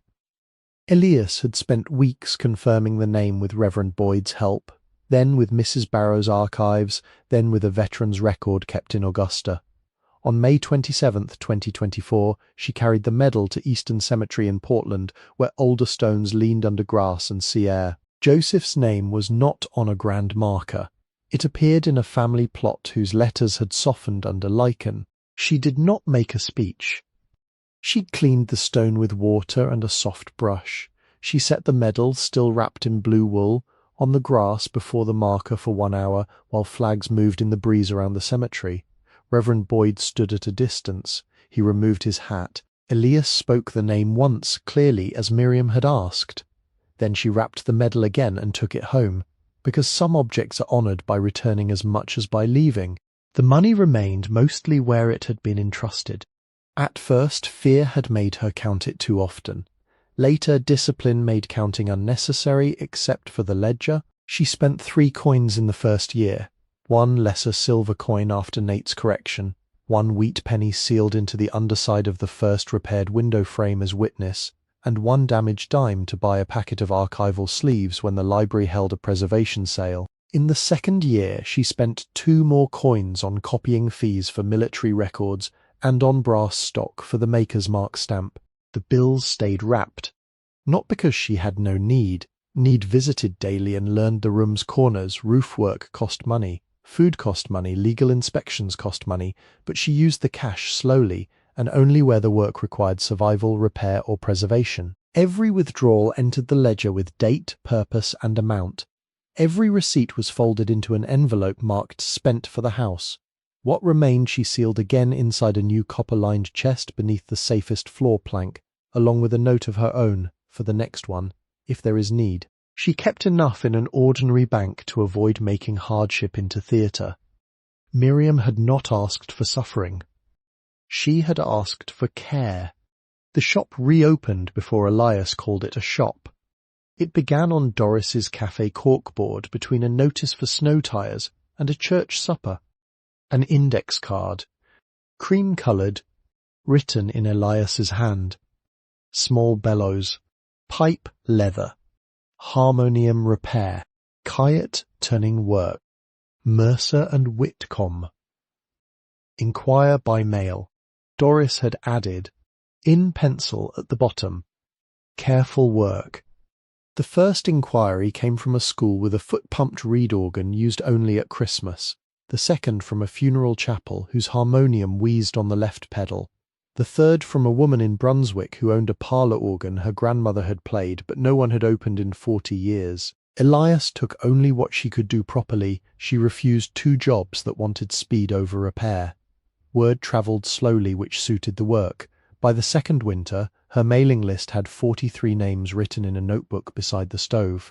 No sign hung outside at first. The county did not need attention. The neighbours did not need traffic. The building did not need applause. Customers came by appointment through the service gate, stepping carefully past Rufus's fence and the walnut tree. Most expected a shop front and found instead a loft with oiled floors, labelled tools, repaired windows, a stove, shelves of leather and pipe metal, and a woman who asked them to describe the sound before describing the problem. Some did not know how. Elias waited until they found the words. "It used to breathe easier," one old man said of a reed organ. That was enough. She understood. Caleb returned in late December carrying a wooden sign wrapped in a bedsheet. He had grown taller, though not broader, and his Schwinn had been replaced by a battered pickup that coughed when idling. He was apprenticing part-time with a cabinet maker in South Portland and still working Saturdays for Nate when needed. His hair remained in his eyes. His sentences remained narrow bridges he crossed only when necessary. "I made something," he said. "So I see. Might be wrong. Then we will see that, too." Together they unwrapped it on the bench. The sign was carved from walnut, not from the tree outside, which he assured her before she asked, but from a fallen board Nate had stored for 20 years. The letters were hand-cut, deep and plain, with no scrolls, no decorative vanity. At the centre was the craft mark. Beneath it were the words, "Mercer and Whitcomb daughters." Elias read the last word and did not speak. Plural. Daughters. Not because she had children. She did not. Not because the shop promised a family in the ordinary way. It meant the daughters before her and after her, daughters by blood, by training, by attention, by hunger for a sound made true. Eliza Miriam, Ruth Elias, perhaps someone not yet born, perhaps someone not related at all who would one day stand in a ruined room and hear what others missed. Caleb shifted his weight. "I can plane it down if it's too much. No. It's not legal. Probably. No. Too many words." She ran her fingers over the carved letters. The cuts were clean. In the curves, teeny tool marks remained. Not mistakes, but proof of handwork. The walnut held light deeply, almost black until the stove flame touched it. "It is exactly enough," she said. Caleb looked toward the floor. "My mother said you'd say that if you liked it. What did she say I would say if I did not? Thank you kindly, and put it in a closet." Elias carried the sign to the wall above the bench and held it there while Caleb marked screw holes. They hung it not outside, not yet, but inside the loft where customers would see it after entering. When the last screw seated, Caleb stepped back, wiped his hands on his coat, and nodded once. The room accepted the sign without fuss. That night, after he left, Elias lit the stove and sat beneath it for a long time. The word daughters changed the room more than she expected. It did not soften the hard parts of the past. It did not return what had been stolen. It did not make the conservatory honest or Victor kind or her mother brave. None of them returned. None needed to. The work had moved beyond the reach of people who mistook ownership for authority. In January, Elias began her own letter. She did not wait until illness, age, or disaster gave permission. Miriam had written when time was closing. Elias wrote while time remained open, because waiting too long can be another form of pride. She took cream paper from the lantern shelf, a fountain pen Mrs. Barrow had given her after retiring, and the ledger for accuracy. She sat at the bench on a Sunday afternoon while snow tapped the repaired roof and the organ chamber held its deep winter stillness. The first line was not hers to invent. "My dear one, whoever you are." She paused after writing it. Ink shone wet, then dulled. The words looked both borrowed and newly responsible. She continued slowly, not trying to match Miriam's grace. She wrote of the loft, the tax sale, the first night on the floor, the cedar disc, the tools, the money, the letter, the walnut tree, the flag, and the practice bellows that had finally held wind. She included prices because a future person might need them as much as feelings. She included mistakes because mercy without instruction can become sentiment. She wrote the ratio for the plaster patch, the safer route across the organ chamber, the warning about the third stair in wet weather, and Nate's rule that smoke always wins. She wrote of small kindnesses by name. Doris with paper bags, Caleb with wood and the sign, Reverend Boyd with his 4 words, Mrs. Barrow with the peppermint and the archive file, Bernard with socks, Mrs. Pelletier with office hours, Silas with the roof, Nate with credit and correction. Then she wrote what she knew and what she did not. I do not know whether you will find this because the work continued or because it failed again. I hope for the first and prepare for the second. No house is saved once, no instrument is restored once. Wind, water, neglect, and pride return in different clothing. Begin where the danger is plain. Make a list. Wash your hands, keep receipts. Do not spend hidden money to feel less afraid. Fear is not repaired by ornament. She stopped before sealing it. There would be years to add, if years were given. The letter went into a folder marked Next, unsealed, alive to future corrections.